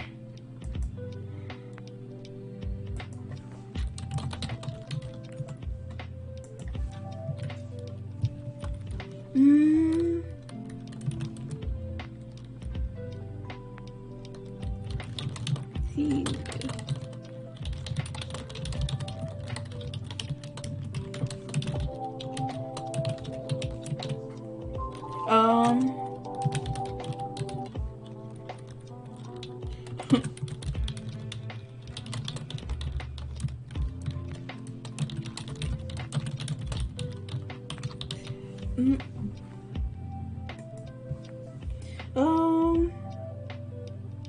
Alright.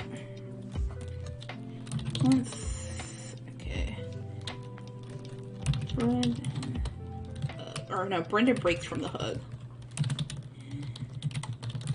From the hug, goes to grab Danny's arm, drag him away.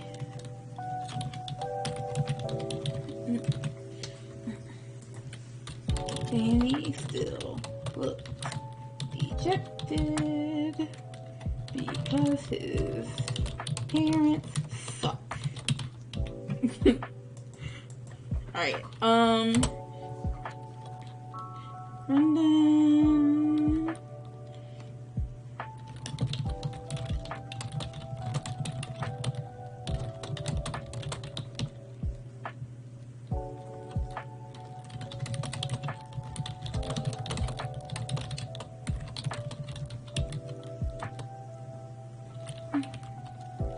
ooh, I could throw in another dig about Danny make. Ooh. There was already. Okay, hold on. So the way this scene goes is that Brendan is like, sorry, we can't talk for too long because we have to meet some friends. And his parents are like, okay, keep Danny out of trouble, and he's like, yeah, all right. But what if they also say, wow, you're actually making friends, or like some kind of dig to Danny as like why? Because Danny's very much a loner, and his parents know this, and they kind of treat him like a loner as opposed to encouraging him to like go out because they don't spend time with him anyway. So it's like he's not even their kid. And you guys in the chat might have noticed or might have seen, parents that are like this, where it's like they're not even their kid. It's like they're observing another child, or the child just like happens to be in the same house with them, but they don't act like they have any kind of like influence on their life. And with Danny, it's very much just like, oh, that boy's a loner. Like, I don't understand why that boy is not doing good in school. And it's like, you're his parents. Help him. Help him. He needs help. Drinking them Danimals. I'm gonna have, Danimals is an oldie. I'm gonna have him drinking a Danimal. Cause I had him drinking a soda. It's gonna be a Danimals now. God. Oh, he's probably gonna get sick though, drinking that yogurt shit out in the heat. It's like prime Slateport heat. But yeah, it's like, help him. Don't just shit on your son. Hello. Actually, sorry, we can't talk for too long. But sorry, we can't talk for too long.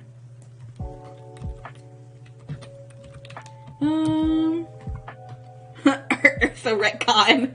Ursa strikes again. First it was Miss Lucille. than the world.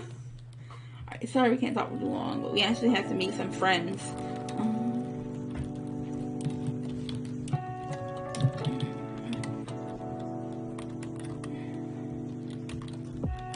Um,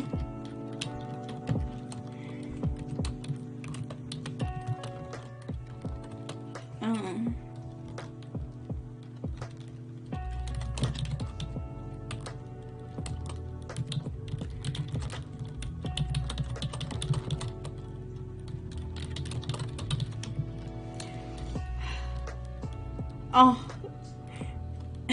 Shout outs to Miss Lucille. Miss Lucille!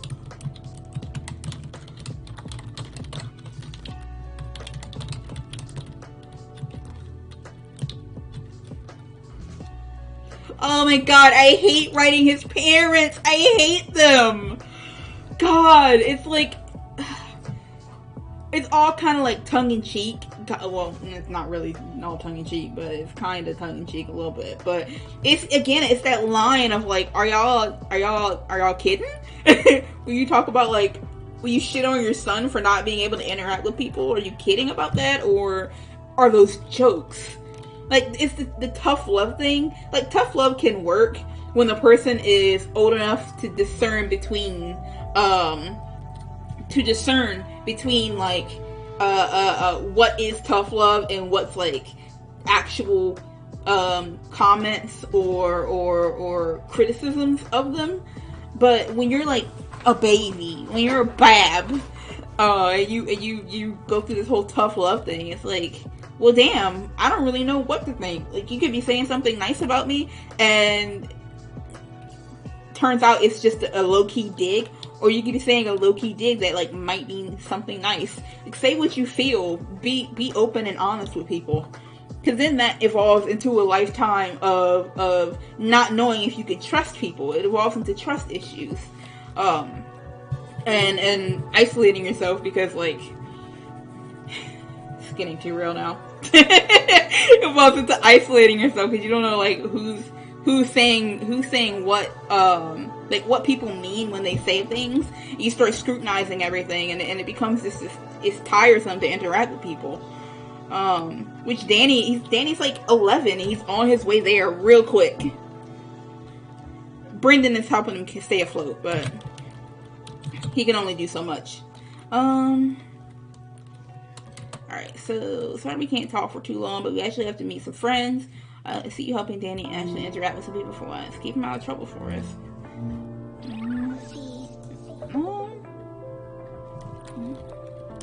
That's for you. Keep him out of trouble for us, yeah.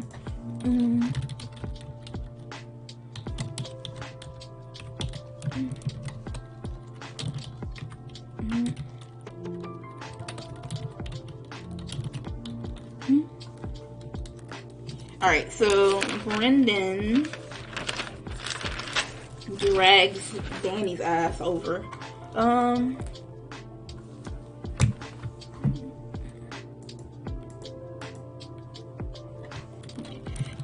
very short scene.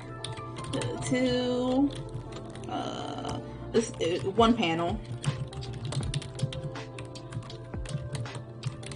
To unite with the rest of the group. Alright.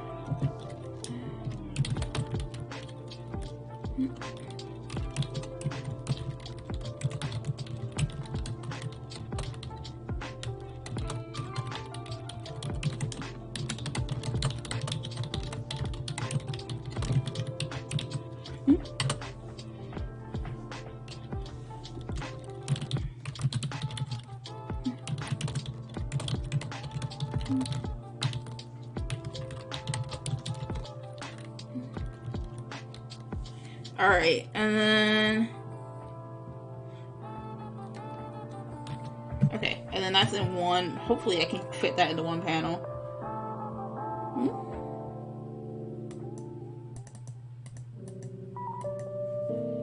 I'm wondering if Solana would say something like, y'all don't know what sun is like being from Pacific Log out there on them islands. Let's see.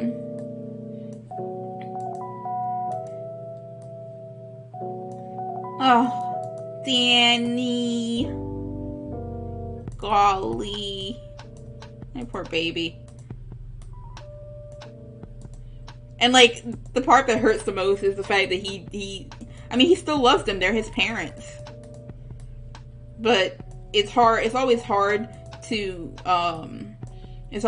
differentiate between who's good for you and who's not good for you, especially when they've always they've been a big part of your life, or there's just this societal pull to keep certain people in your life, like your family. You know, people are always saying, oh, well, we're family, so, you know, we gotta stick together no matter what. But like, sometimes if you're an asshole, I don't care if we're blood related, like I gotta love you on a long handle spoon for real. or not at all, you know. Like, it's so hard to break away from that type of thing. And Danny, I mean, being, you know, 10, 11 years old, he's still in that phase of, oh, well, they're my parents, so I have to put up with whatever they say or do and love them no matter what. And his parents are still kids themselves. Like, they're in their very early 20s. They had him when they were like 15. So they're in their real early 20s. So they're not trying to be tied down by no child. And that's a tough thing to deal with too, because it's like, well, you shouldn't have had a kid if you weren't responsible enough. But, you know, he's here now, so like, don't be an asshole. You gotta sacrifice some things. Alright. I gotta design Danny's parents too. Like, I know his mom has the orange hair. I actually have really old designs of Danny's parents. Danny was supposed to have a little brother too at one point. But God forbid, they could not handle 2 kids. They could barely handle 1 child. I forgot what his little brother's name was, but it was back in, like, I gotta release the beta chapter of Leftovers. The original first chapter of Leftovers was like over 20 some pages long. I think I have 12 or 13 of them done. It might be more than that. There's a lot of them. I actually have them in an oops folder, which no, you can't see it behind me, but I have them in an oops folder behind me. And it started out with Asadi working at her working at the little mart, and Danny's little brother stealing some berries or something, some repels or something, because Danny had his oh no, he was stealing Pokeballs because Danny had his test. God, what? And she was supposed to meet Hazen on Route 2 or Route 101, the route right after you leave Little Root. She was supposed to meet Hazen there, but Hazen was a completely different character too. Let's see. Alright, just gotta go through and format all this stuff. And I'm getting hungry. It is 10 o'clock. Trying to figure out what I'm gonna eat that's not too heavy. I shouldn't be eating this late anyway, but that's my dumbass fault for not eating dinner. Well, I ate egg rolls for like a late lunch, but no, don't underline it. Egg rolls aren't really doing too much for me. Alright, so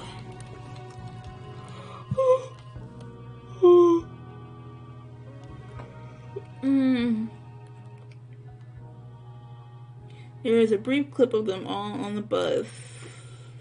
Oh, wow. I kind of booked it through this last bit. Alright.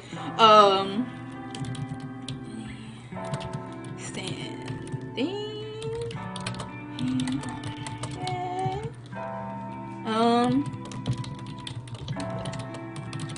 Everyone back. Ready to go.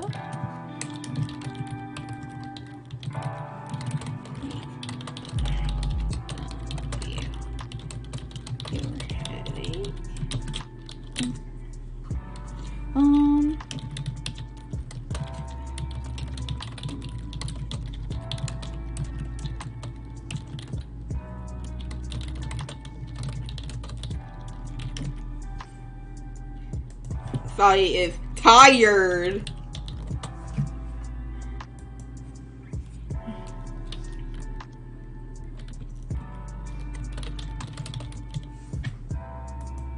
Alright.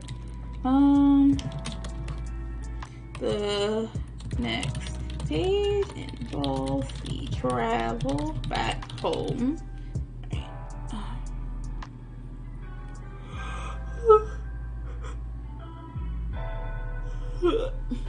Woo! Alright. The next page involves the travel back home.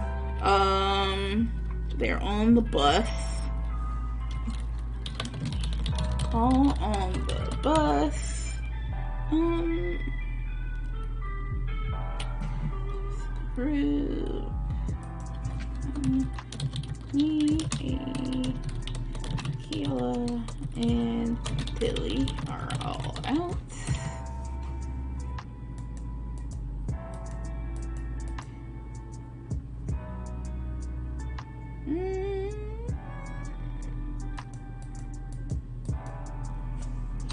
We're gonna have it so that Brendan and Danny don't let their Pokemon out because they're just chilling looking at other Pokemon.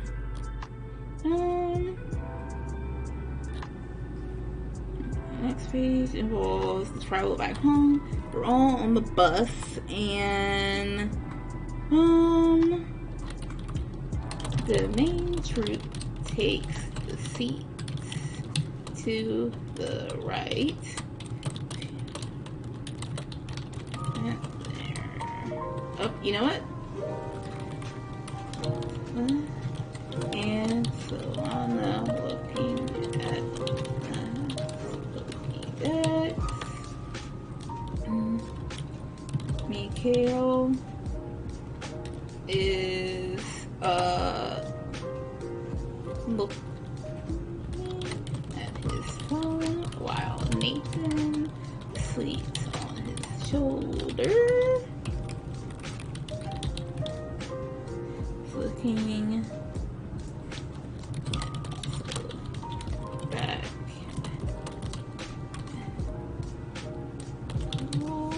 Nathan sleeps on his shoulder. So Mikhail's doing some like torture shit right now. Okay, so meanwhile, Asani looks down at Cohen's Pokeball, rolling it in her hand. Behind her, Brendan watches her stare at an afternoon sky. Alright, so next scene cuts to a disembodied cry from the group.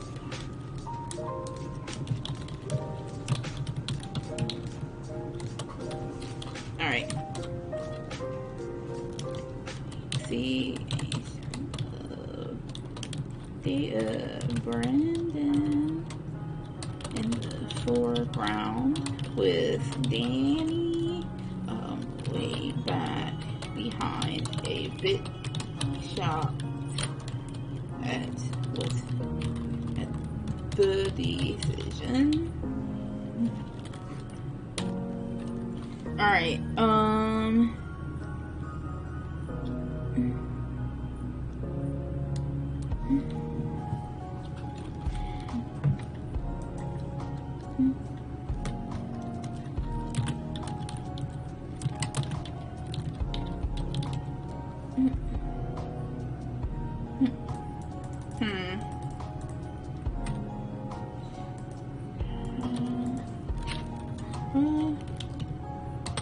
good night, love. I hope you had a good time. I'll let you know. I plan to do it next week, next Wednesday, but I'll let you know if anything changes or like what the time is, or you know, I send out reminders, so I'll just let you know. But I'm glad you can make it through. Let me see. Foreground, back of his head with Danny way back behind, a bit shocked at the decision. That like rubbing the back of your head thing is not something that people do a lot, and I think it's really funny. It's like closing your eyes to smile. Like, people don't normally do that. But it's one of those anime-isms that just kind of like adopted into media to say certain things or to portray certain things. And I don't know, it's funny. It's funny to imagine. Sometimes I have to remind myself that like, it's okay to use those, you know. Not everything has to be super realistic. Because they are like shorthand essentially for things. Alright, let's see. We ended up leaving. Mikhail.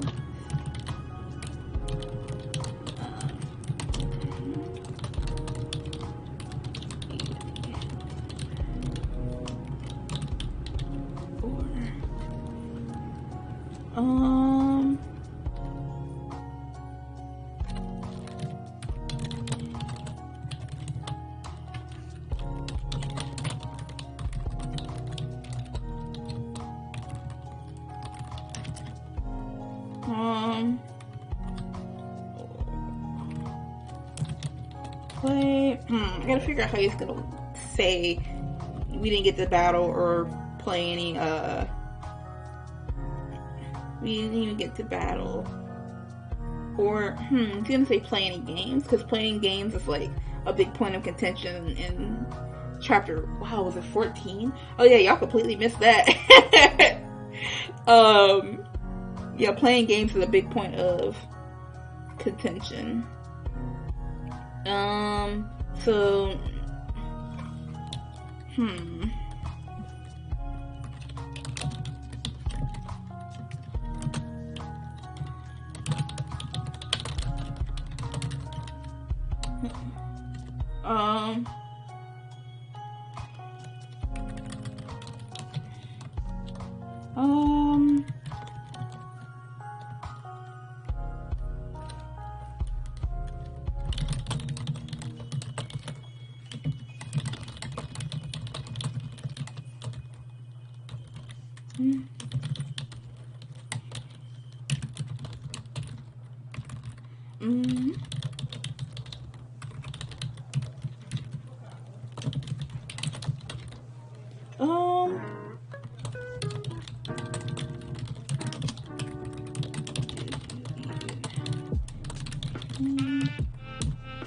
and who says next?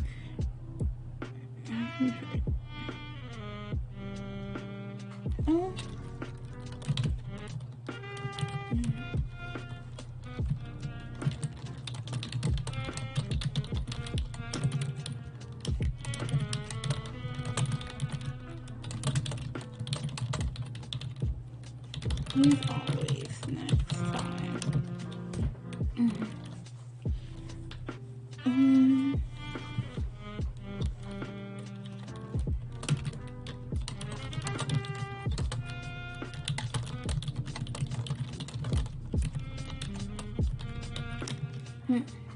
So, Brandon. Alright. Turns to walk. Meet Danny up ahead. Since the orientation has changed now, they're leaving. Brendan turns to meet Danny up ahead. Danny.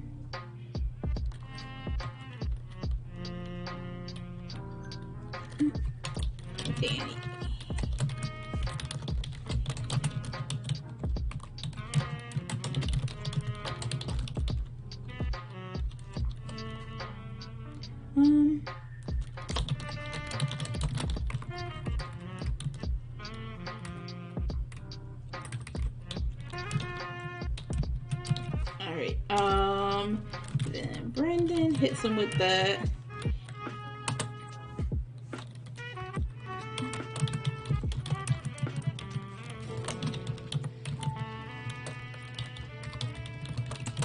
fulfill my Pokédex. Remember?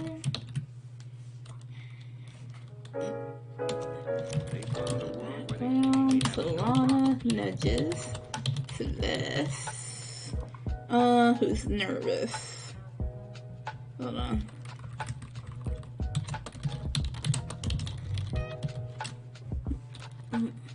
Who's clutching her bag? Oh, they give them charms. I don't know what the charms are, but she gives them charms. Oh, maybe one is a Zigzagoon and one is a Trico. She couldn't find the profile.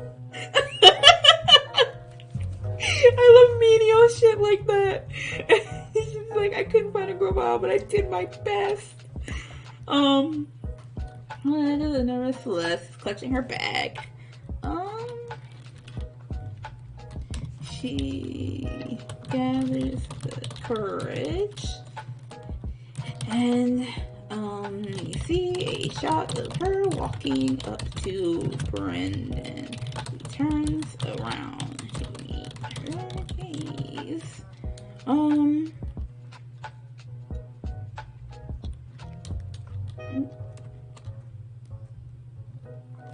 Alright. What? Hands him. Oh, she just actually, alright, she hands him the bag because she just bought charms for them.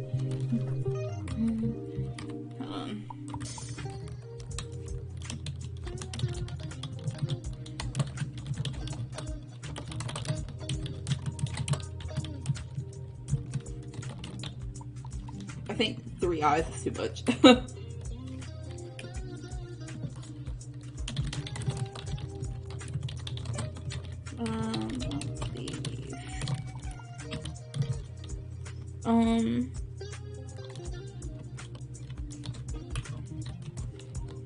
Or tree.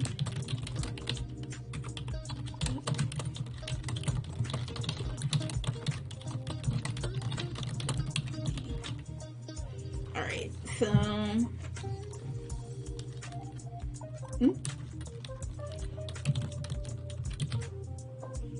alright.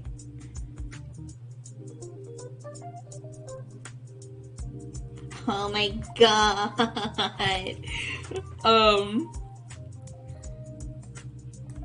Alright, so she just hands him his charm.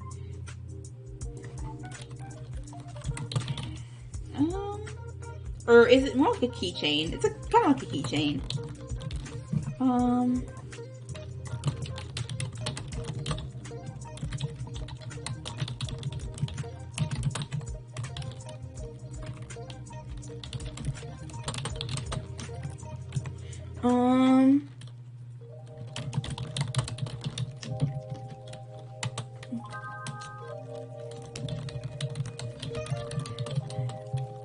And then coddles the keychain.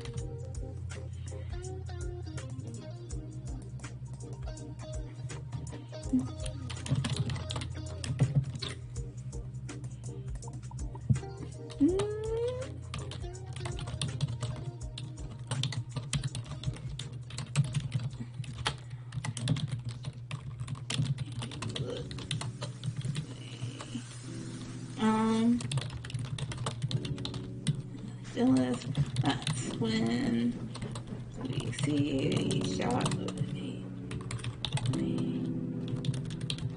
charm being held towards his keychain.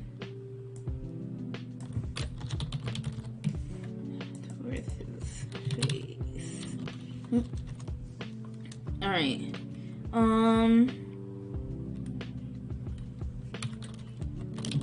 He turns back. Open shot as he notices standing there. Solana's fucking pouting. Alright, let's format. So Solana and Danny had a fight not really a fight, but it was a little bit like a spat in chapter 14. Which is really funny because Solana and Danny are kind of like the human kid versions of Kiba and Cohen's little argument, or disagreement kind of thing, where they have, or it's a parallel. There's a parallel there. Solana doesn't like Danny's vibes. She doesn't like that he's always in a shitty mood, and Danny just doesn't like Solana because he feels like she's trying to steal Brendan from him. Because Solana thinks that Danny is a bad friend, and she's essentially trying to rescue Brendan from him, in the same way that she rescued Celeste from a toxic friend a long time ago. And the two have been friends ever since. So Danny feels like she's trying to come in and steal Brendan away from her. So he doesn't like her. And then Celeste doesn't like him because she feels like he's a toxic friend. So Mikhail, who just wants everybody to get along, asks Danny to join the card game, and Danny yells at him. He's like, "No, I don't want to join your stupid card game." And Solana is not having it at all. And she's like, "That's the number one rule. You do not yell at Mikhail." that's what she gets, upset about. She's like, "You can do whatever shit you want anywhere else, but you don't yell at my friends." So they have this little spat where she ends up telling him that he'll never make friends. And that really hurts, which is what I was alluding to with his parents being like, "Oh, like you're actually helping our son interact," because Danny already has this insecurity about not being able to make friends. So Solana's already opened up that wound, and his parents just pour salt in it. Which is my favorite. I love doing that to my characters. So here she's apologizing for it. She bought him a charm. And it's a Trico charm, and she apologizes for telling him that he'll never make friends. And Asadi's like, Asadi's sitting in the background. She's like, "Damn it! Why can't my arguments, like my team's arguments, be as easy as these 10-year-olds, like getting together and forgiving one another?" But then it also kind of helps her. It also kind of helps her realize that, like, maybe it can be like that. Maybe they just need to. Somebody needs to, like, swallow up their pride, or a few people need to swallow up their pride and apologize. Do something, Anyway, so Santa turns back, eyes open and shocked as he notices Solana standing there. Get away.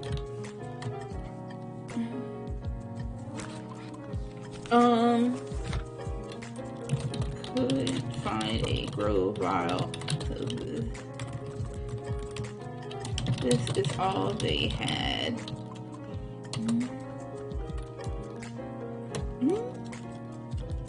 Danny. She drops it into his hands.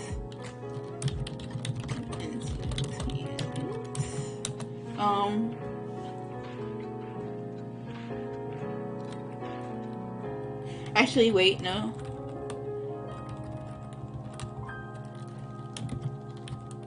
So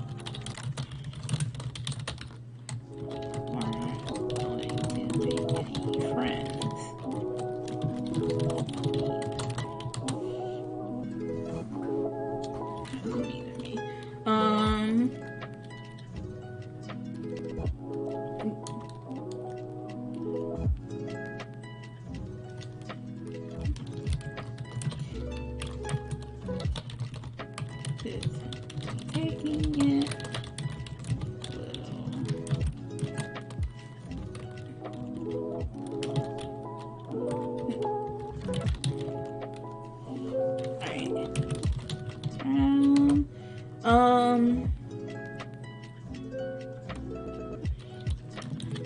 Somebody is smiling through tired eyes as everyone says their buys in the background.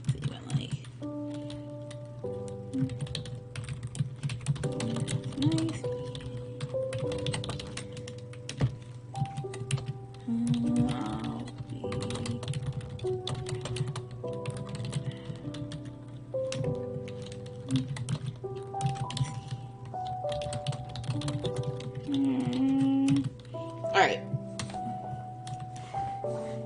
Gucci. We are almost done with chapter 16. Wow, I have one more page of this write-up left, and we're done with chapter 16. I'm so excited. What time is it? 10:24? Let's see. All right, so then a shot of the inside or the entrance hallway to the hostel. Sorry, lingers behind. Okay. Hey, there we go. All the kids who are running ahead on their second wave of energy. I think Solana asked her. Nathan asked if, okay, Mikhail, hold on.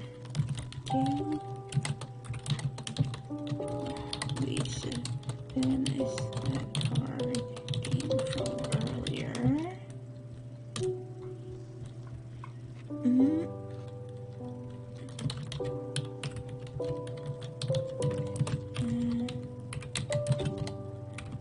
What do you think? It might be better to start the new one.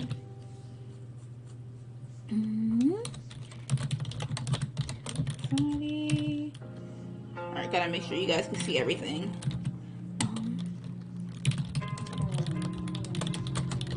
To play this time.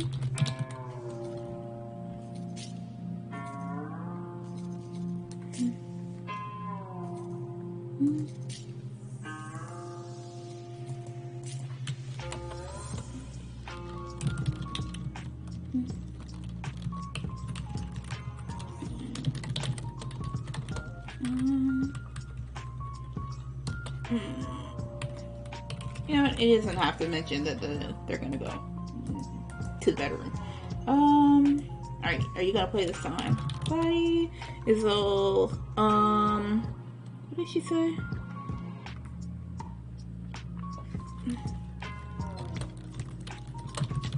Behind him.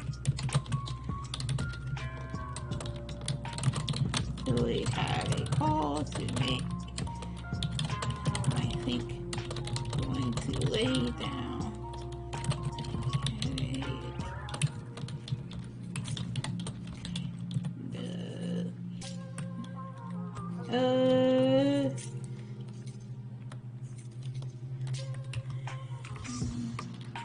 And the rest.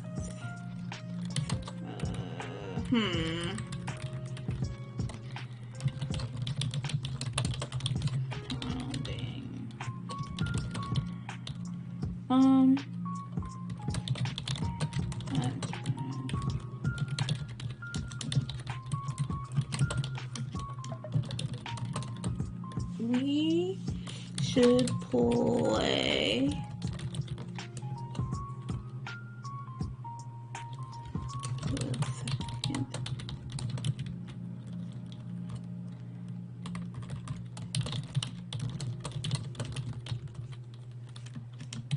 Wilson, Kale,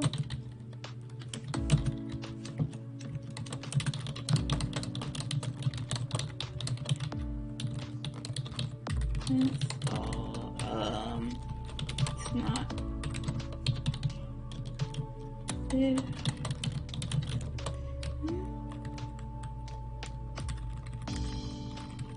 Let's go to the second floor balcony.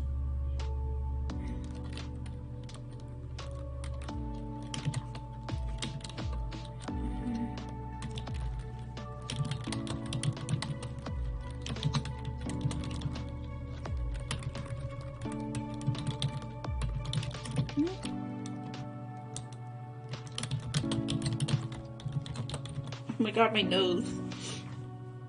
Alright. Let me go ahead and format real quick.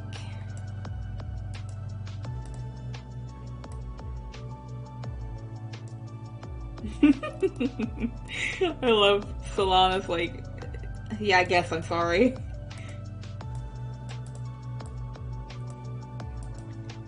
Alright.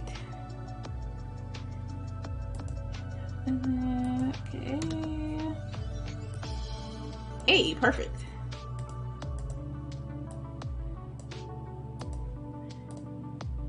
I don't... I'm assuming the card game is like old maid, essentially.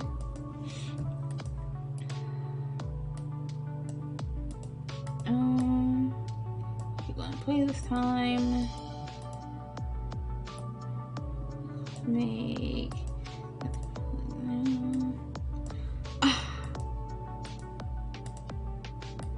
Just thought ahead to the conversation that's about to happen.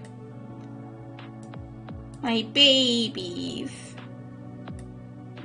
Trying their hardest, doing their best. Alright, let me see. Oh, kids. Yeah! Alright. Off. And...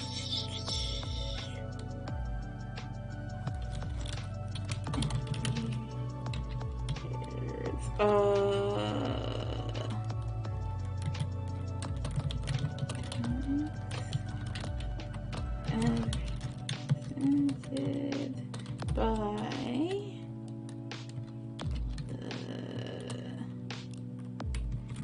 a glimpse outside.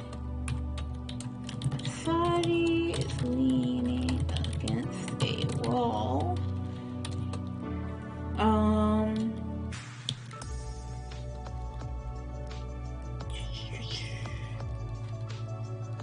Talking on the phone as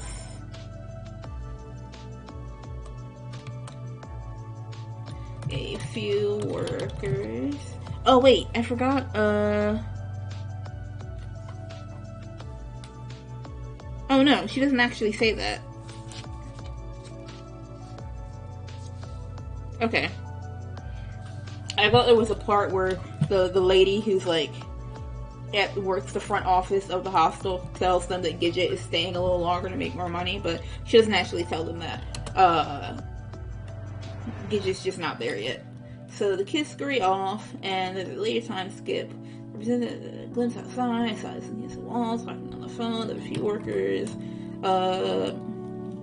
walk by the foreground.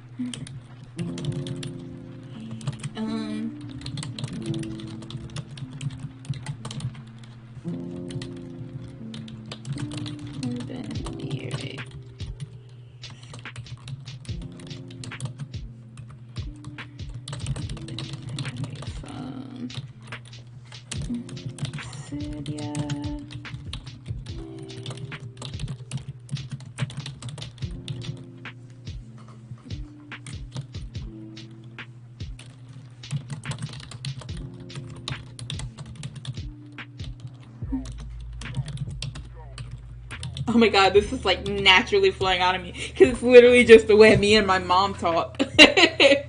Where like if I'm on the phone and I'm like, yeah, hey, what's up? And she's like, you all right? And I'm like, yeah, I'm just here living. I'm just here living. Yeah, right, you sound tired. So Asadi is not just here living. Asadi is very tired. She's exhausted.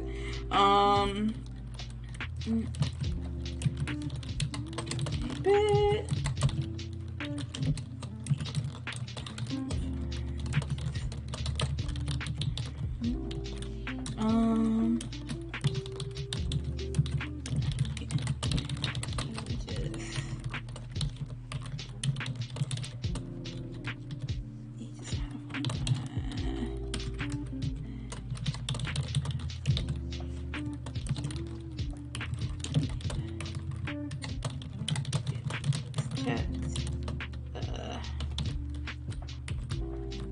checked out or looked at? Looked at probably.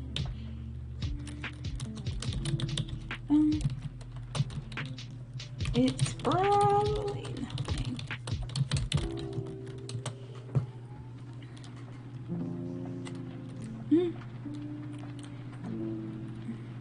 All right, I gotta like transition because she's gonna bring up she's gonna bring up something, but then be like, all right, I'm just gonna tell you tomorrow. Because Asadi had at the beginning of chapter 1, Asadi is like counting down for this like week-long break that she's going on, because she basically works every day, like consistent hours. So she gets to take her vacation, and she's taking like a week off just to not work and to chill out and everything. She does that every summer. So she went on this vacation, and then she ended up getting swept into this Pokemon training thing, and like she's supposed to be back to work like a couple days ago or a day ago or something. She was supposed to have been back to work. So her boss called Lucidia and was like, yo, because Asadi doesn't have a cell phone, so she's like, hey, I called the house, where is she? Where is Asadi? Asadi didn't tell her boss that she was going on her journey. So, and that's actually a plot hole, but I'm changing it to a character thing. So it's a thing now. That's another fun part too of like, because every now and then I go back and reread Leftovers just to see like what sort of things I put in there in the beginning, because I didn't have the beginning, or I didn't have the whole story planned out. I still essentially don't have the whole story like specifically planned out, but I do have enough planned out to where I know where I'm going in the long run. Like the entirety of the first part of the story is planned out in my head. I just don't have it written down. But when I started out, I have anything planned out. I started out with 6 chapters in a suitcase. I started out with 6 chapters, and I got them all done in year 1. And I was like, well, where the hell do I go now? So that's why we were stuck on Doofer for 3 years. But a lot of that is like, now I have to go back and reincorporate things from the earlier chapters that were like, basically I'm trying to maintain internal consistency, and it's all a big game. But the fact that Asadi like leaves on her day off and like nobody's asking where she's at, I have to address that. I have to address the fact that she has a job and she didn't quit the job. So yeah, that's where we're at. Didn't we just have one a few days ago? Just a lot of stuff going on.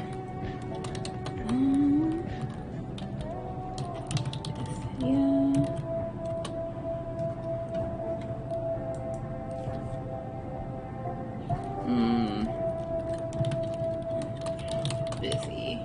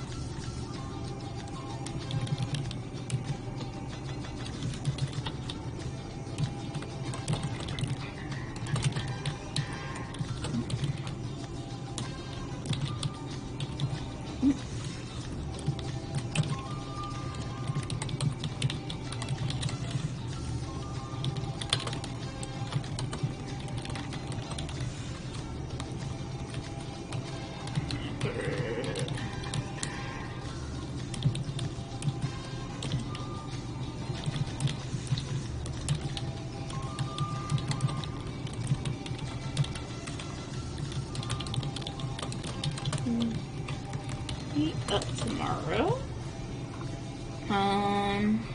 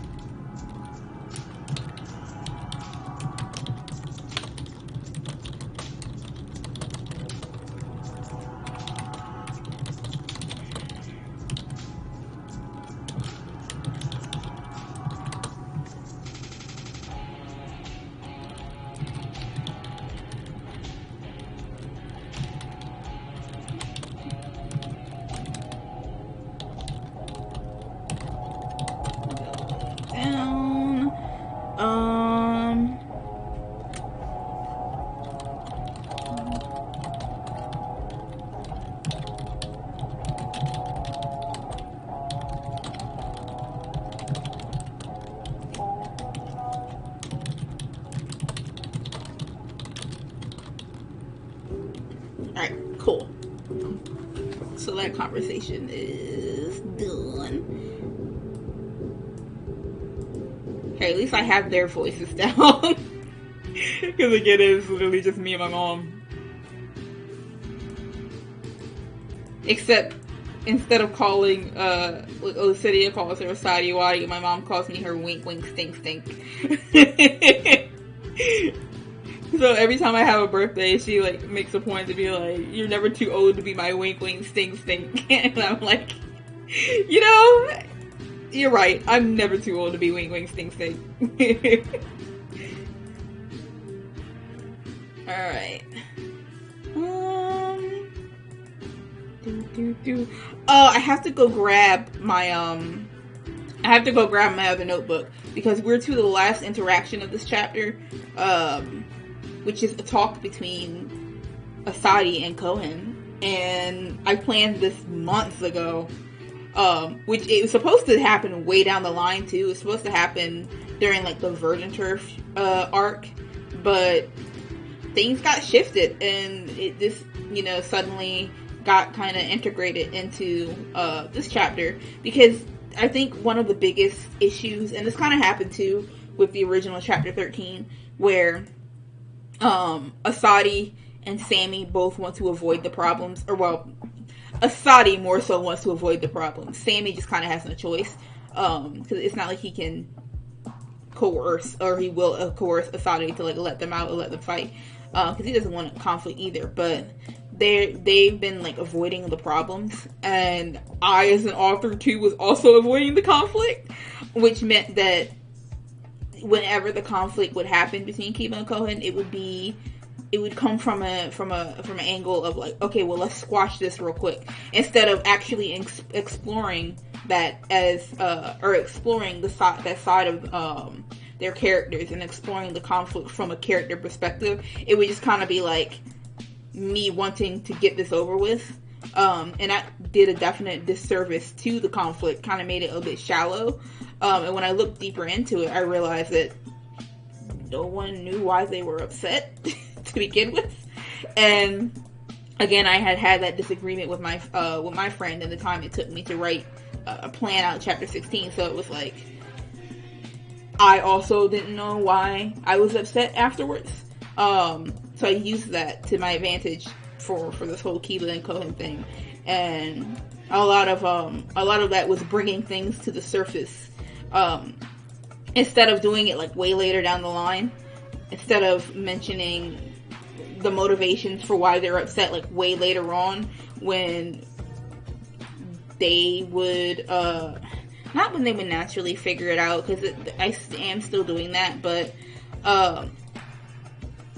they would, there's a way for them to talk about or a way for us to see how they feel about the situation that doesn't have to come with this big reveal way down the line. So that's what I'm trying to do, just like nickel and dime in some pepper in like how they really feel about the situation, as opposed to just approaching it as this conflict that I have to like quickly get over in order to get to the other stuff. Like I'm trying to live in the conflict a bit, get inside their heads. So the original chapter 13 was following like Asadi and Sammy, and I just like scrapped that completely and had it follow Kiba. Also, what the hell just happened to my earphones? That was weird. I feel like my earphones are dying. But yeah, I scrapped that and had it follow Kiba because we need to get inside of Kiba's head. And with this interaction with Asadi and Kohen, we're getting into Kohen's head a little bit too. So, let me see. Alright. There's a shadow of Asadi thinking for a bit. Alright. As Asadi hangs up the phone, she ponders for a bit.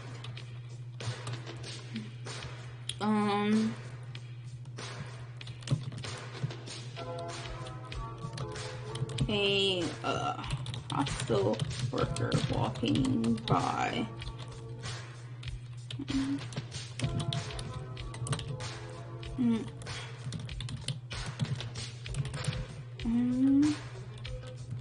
Reaching out. Walking by. Put a cart of sheep.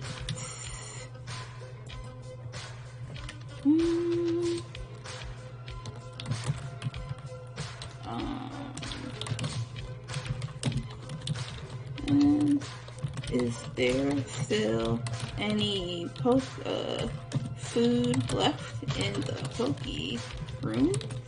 And then is like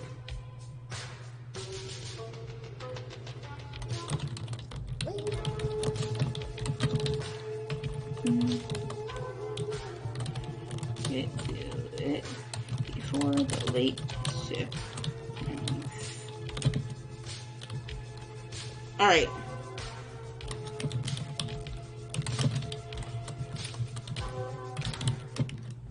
Alright, so now we get the shot of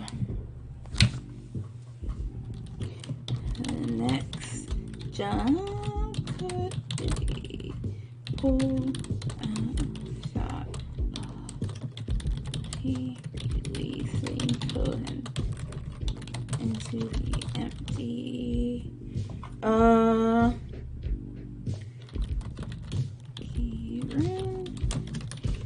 Bowl of food, his feet.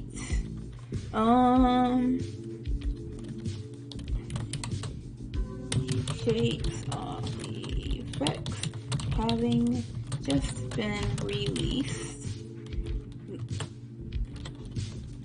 Feeling Asadi nearby, turns, looks back at her open eyes to the lemonade shack. Alright.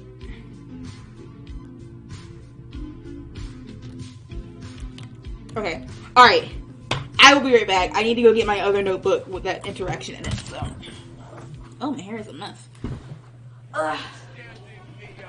Nobody does that to me. Who the hell do you think you are? Frankie Valley or some kind of big shot? Slow down, all right? I forgot. I thought it was next week. It was Friday. It was this Friday, and you agreed, so you're a liar. We can talk about this, all right? Take it easy. Talk about it? Talk to you after what you just did to me? Forget it. I'm not talking to you. Wait a second. I thought you were going to stand me up. You look bored. You can say anything. What do you expect?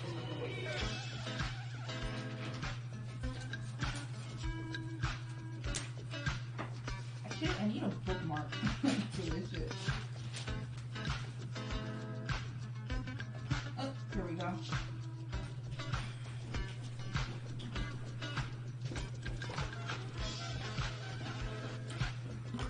Alright, we're back.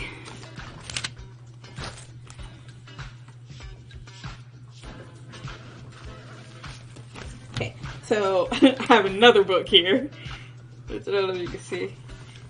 A thinner book. I've got like four notebooks for this series. For this leg of the series. So the original was like Asadi. It was Asadi laying in bed, and Cohen was there watching her while she had a headache. Like way later on, but we're not there anymore. So Asadi.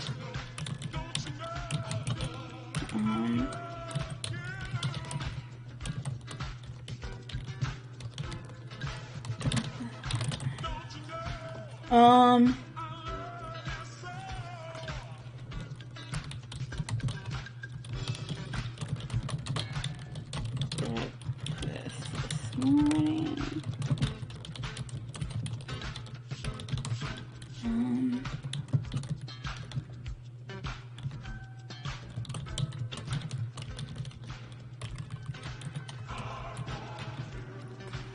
Alright,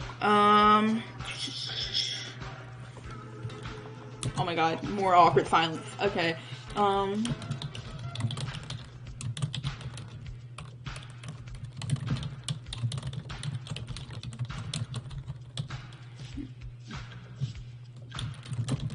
women like my best friends who would have gotten out of there the minute their boyfriend gave them a gun to hide.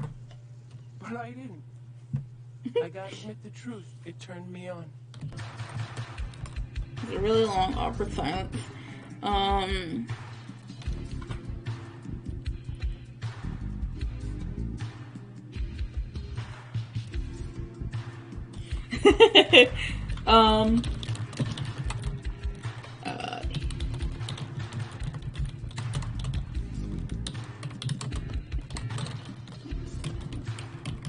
Food, body,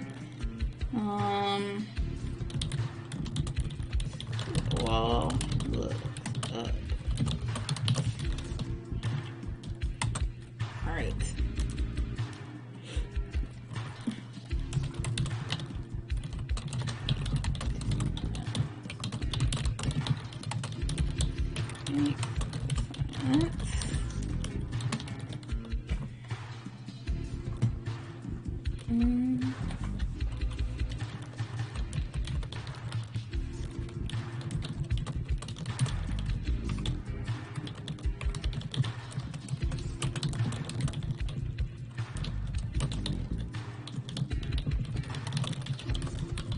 There. Alright, at this point, I have the script essentially written out. So he's like, alright, is that all? You're being really weird over there.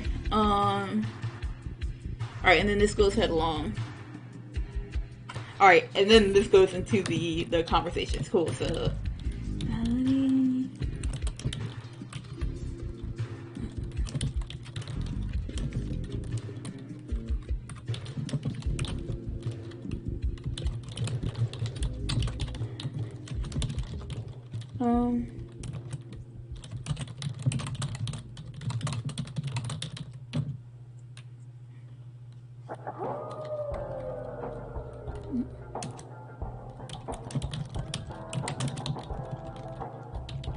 alright.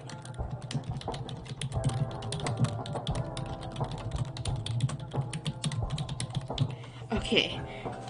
Go ahead, please. Tell us how you feel.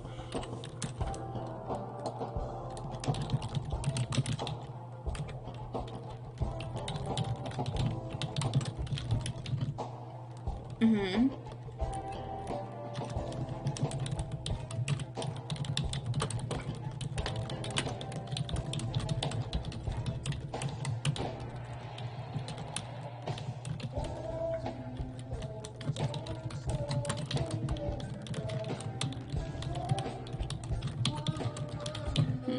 Oh, I think get upset is better.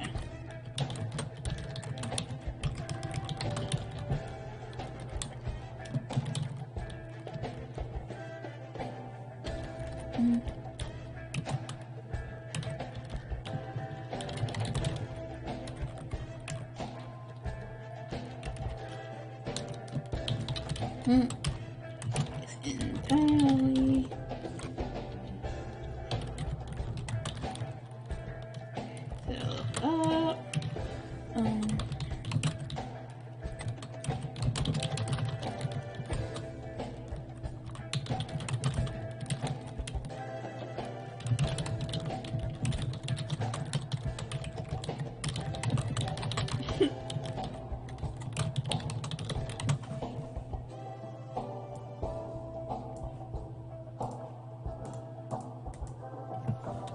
I like when Cohen stammers because it's him trying to like Cohen being regular Cohen, where he's you know cool dude, just saying whatever comes to his mind is that facade.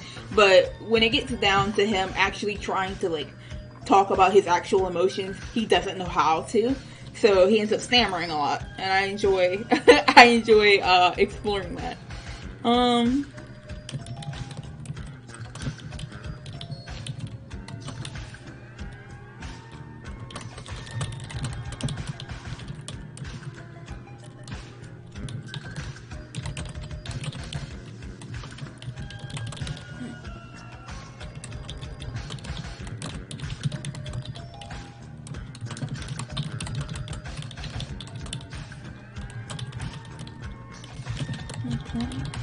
That wasn't trying to hurt me. Just joke.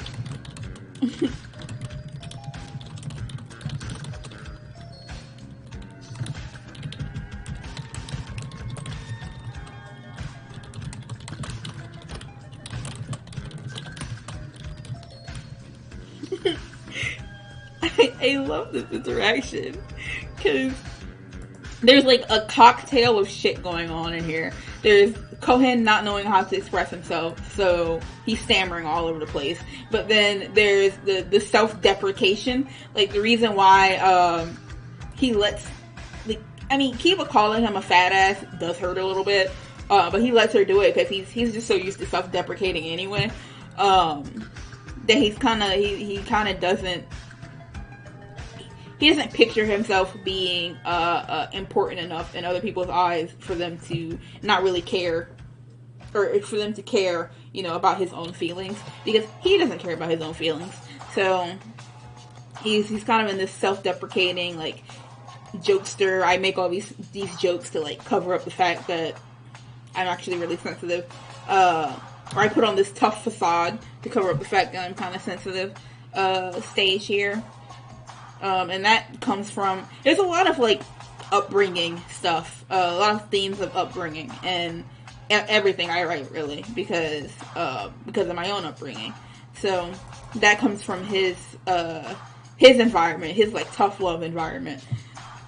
Alright, so the point is that I wasn't trying to hurt your feelings, it was just a joke, but apparently I suck at those. You don't have to forgive me or anything, I hate tension. And then the idea of, like, you don't have to forgive me or anything. He tells Kiba that, too. And he's, like, really expecting to not be forgiven. He's really hard on himself, Cohen is. But that facade is just so strong that he ends up saying shit that he doesn't mean, or that comes out wrong anyway. So he's in this constant loop of having to fix, of starting problems that he didn't mean to start, and then having to fix those problems. Let me see. 4.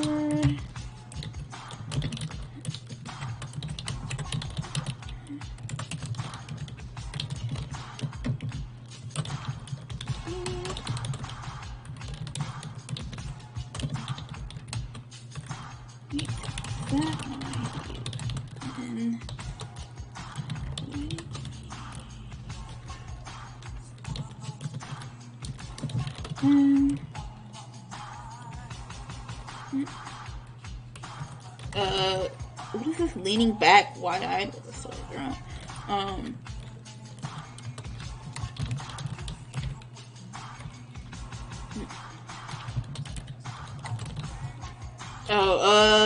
Okay, he's leaning back.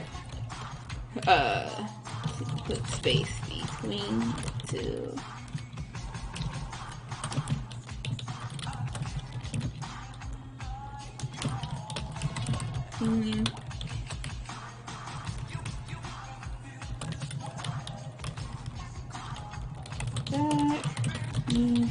Put just be me. Because I thought you were starting to resent me because I suck as a trainer.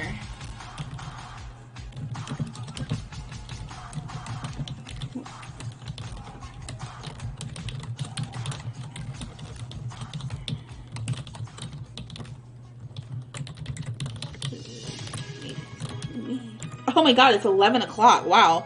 I'm gonna finish up this chapter.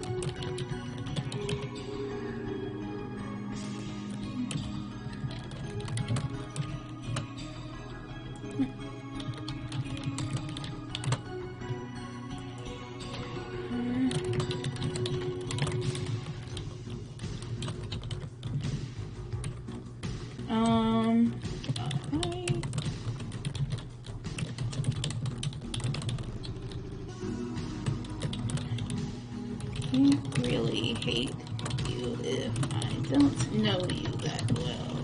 Yes. Stop. Of us.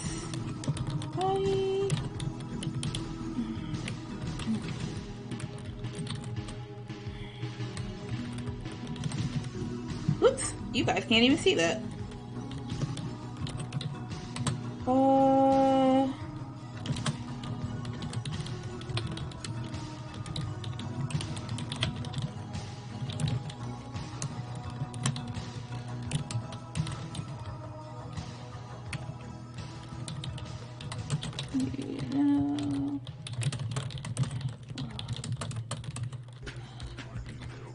I'm gonna end this convo right there. I like being in a decent mood. Okay, and then also the acknowledgement that, like, even just bringing up Kiba sets Kohen off a bit. And the fact that he likes being in a decent mood is also really important to put out there explicitly, as opposed to subtly, because I feel like sometimes people can be too subtle when it comes to writing characters. Pokemon Sword and Shield had a really big whoopsie case when it came to that. And those of you who play Pokemon Sword and Shield know what I'm talking about. But you can be too subtle when it comes to characterizing somebody. And I want y'all to know that Kohen likes being in a decent mood. So every time Kiba puts him in a not decent mood, now we know why he's upset. Alright, so wait, I know you wanna end it, but as weird as this sound is gonna sound, I feel like my head cleared up a bit. Whoops. Because we talked. So maybe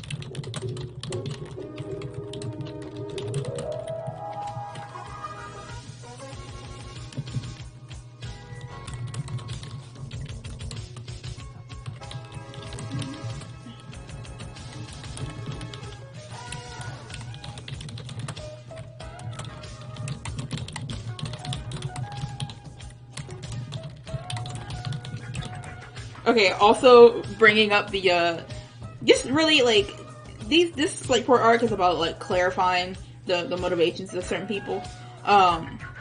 So, being able to put out there that Asadi, like, it's not enough to just hint that Asadi doesn't like conflict, but putting out there that Asadi wants them to be cool is important too. Also, I gotta, like, stretch my fingies. Alright.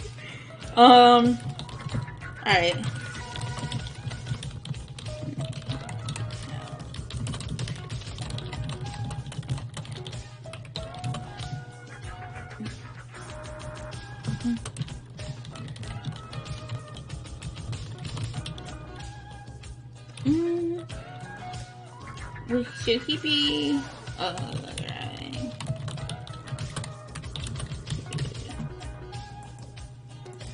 Alright.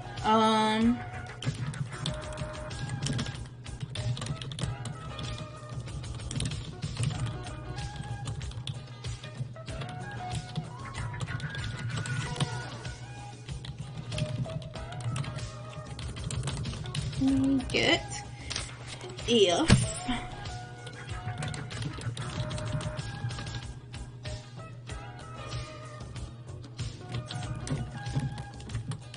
don't want to make this all about me.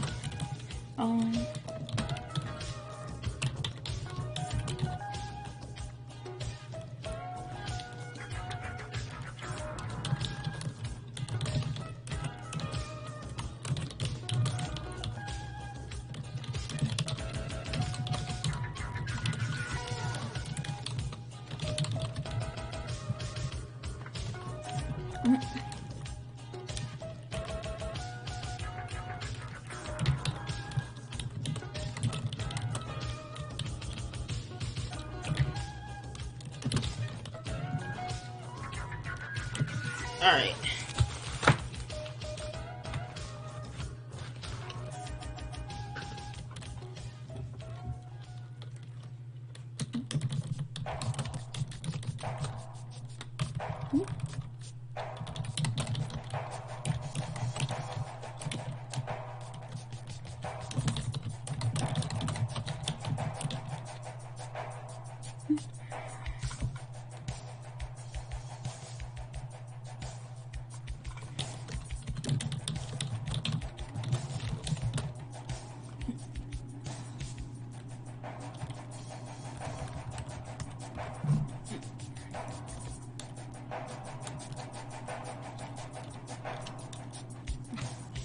I gotta figure out how to...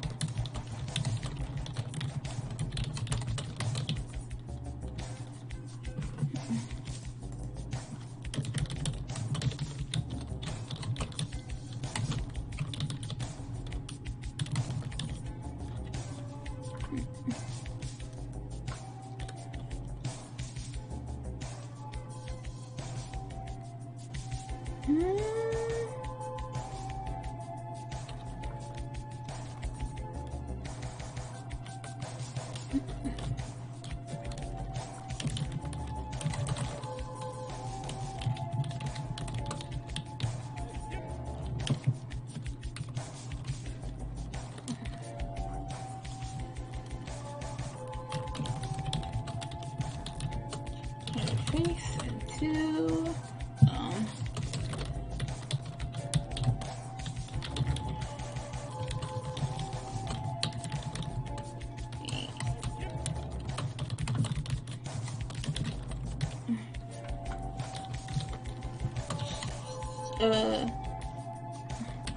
her brow furrows.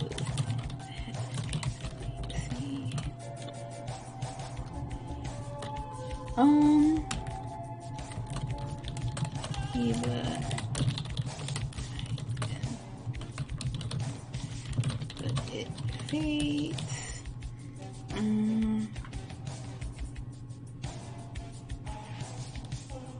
Alright. Alright, Ashley.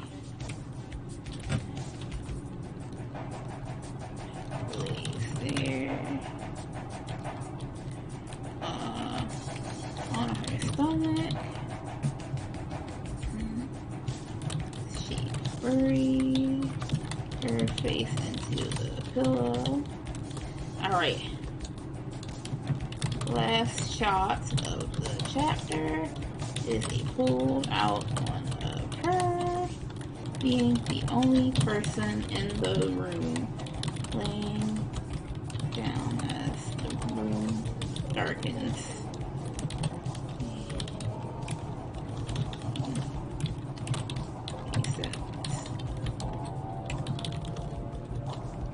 Alright, that is the end of chapter 16, y'all. Good stuff, good stuff. Now let me go format. And then we can wrap this up. I wonder if anybody's still left in the chat. I see there's 3 people watching. Thank you for showing up to the stream, and thanks for being here as we work through chapter 16. This is exciting because it's done now. The next chapter, chapter 17, I haven't written out in summary yet, so might be a bit before I get to work on that. But I do have another story coming up, or I have another story that I'm working on called Anthesis.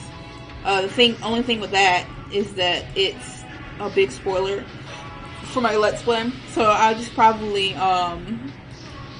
put up warnings on the overlay, but because I do want to work on it on stream, but I feel like a lot can come out of not just scripting, but like planning things too, which is the phase that I'm at right now when it comes to Anthesis. I'm doing a lot of like planning out the chapters and stuff. So, and who knows, I might just end up writing the chapters on screen or on stream.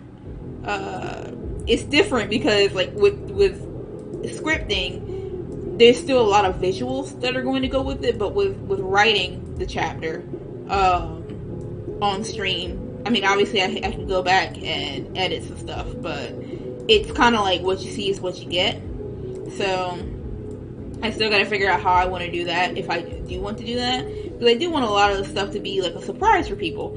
But there could be chapters that I just don't write on stream. Like some of the earlier chapters of Anthesis, we can write those on stream. There's like not a whole lot going on, but like for instance, I didn't want to write this Kiva and Kohen fight on stream because I still want that to be a surprise for people. So there's sections like that in Anthesis too, where I don't want to spoil things. But then also Anthesis as a whole is a spoiler because it follows my favorite character from Pokemon Sword and Shield, and people don't know who my favorite character is yet because I haven't finished my Let's Play. So I like to keep that bit a bit of a surprise too. I'll just have to put like a big warning up, big spoiler warning. Oh man, it's going on 11:15 and I'm hungry. That's rough. I don't know what I'm gonna eat. Should I eat some more egg rolls? I mean, they're light enough.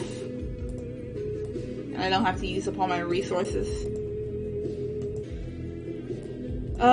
I've been to the store like twice this week and I feel bad because I feel like it's way too many times of being out of the house this week.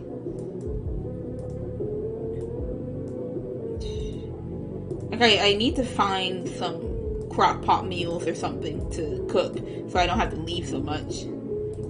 I say so much like I leave the house on a daily. What I usually do is I'll get a bunch of groceries and I'll only grocery shop once a week, and that was working. But my diet is shit, so I eat nothing but like, I don't say nothing, but I eat mostly just like pizza-esque foods, or I'll eat fish every now and then, but I kind of burn myself out on cooking tilapia. So the foods that I do eat, I just kind of burn myself out on because I eat a lot of them. But those are the only things that I know that I like for sure. So I end up buying them and I end up not wanting them, so I have to go get more things. which is like first world problems, but it's still pretty rough when you're not allowed to be outside too much. And plus with the whole mask thing, like our state has a mandatory mask law put in effect right now. Yeah, it's a law. So you have to, wearing a mask is mandatory in public places. And because of my glasses, my shit always fogs up, and I hate it. It makes going to the store dreadful. And I can put on my contacts, but because I'm not used to wearing my contacts, it gives me a headache. So, it's like, grocery store shopping is already, or shopping in general, in public, is already kind of wild for me, so I prefer not to handicap myself or kneecap myself by also having a headache afterwards.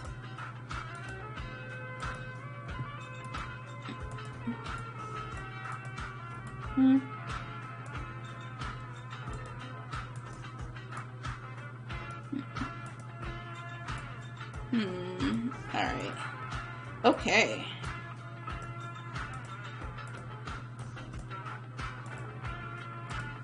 Alright.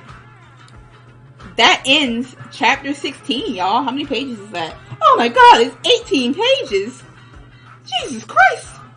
Alright. Well, it's gonna be a long chapter. It's all good. There's like 15 scenes in here. So yeah. Let me pull up my thingamajig here. Yeah, here we go. Yeah, so thanks to everybody for showing up. Not gonna make too much fanfare about the end here, but I'm glad you guys were able to make it. I'm glad you guys are safe and everything. And, yeah, I think that's going to be it for the stream for me. Hopefully I'll be able to do one next week. I will keep you guys posted on that end. And, yeah, I will see you then. It's gonna be Dasia Doodle signing out.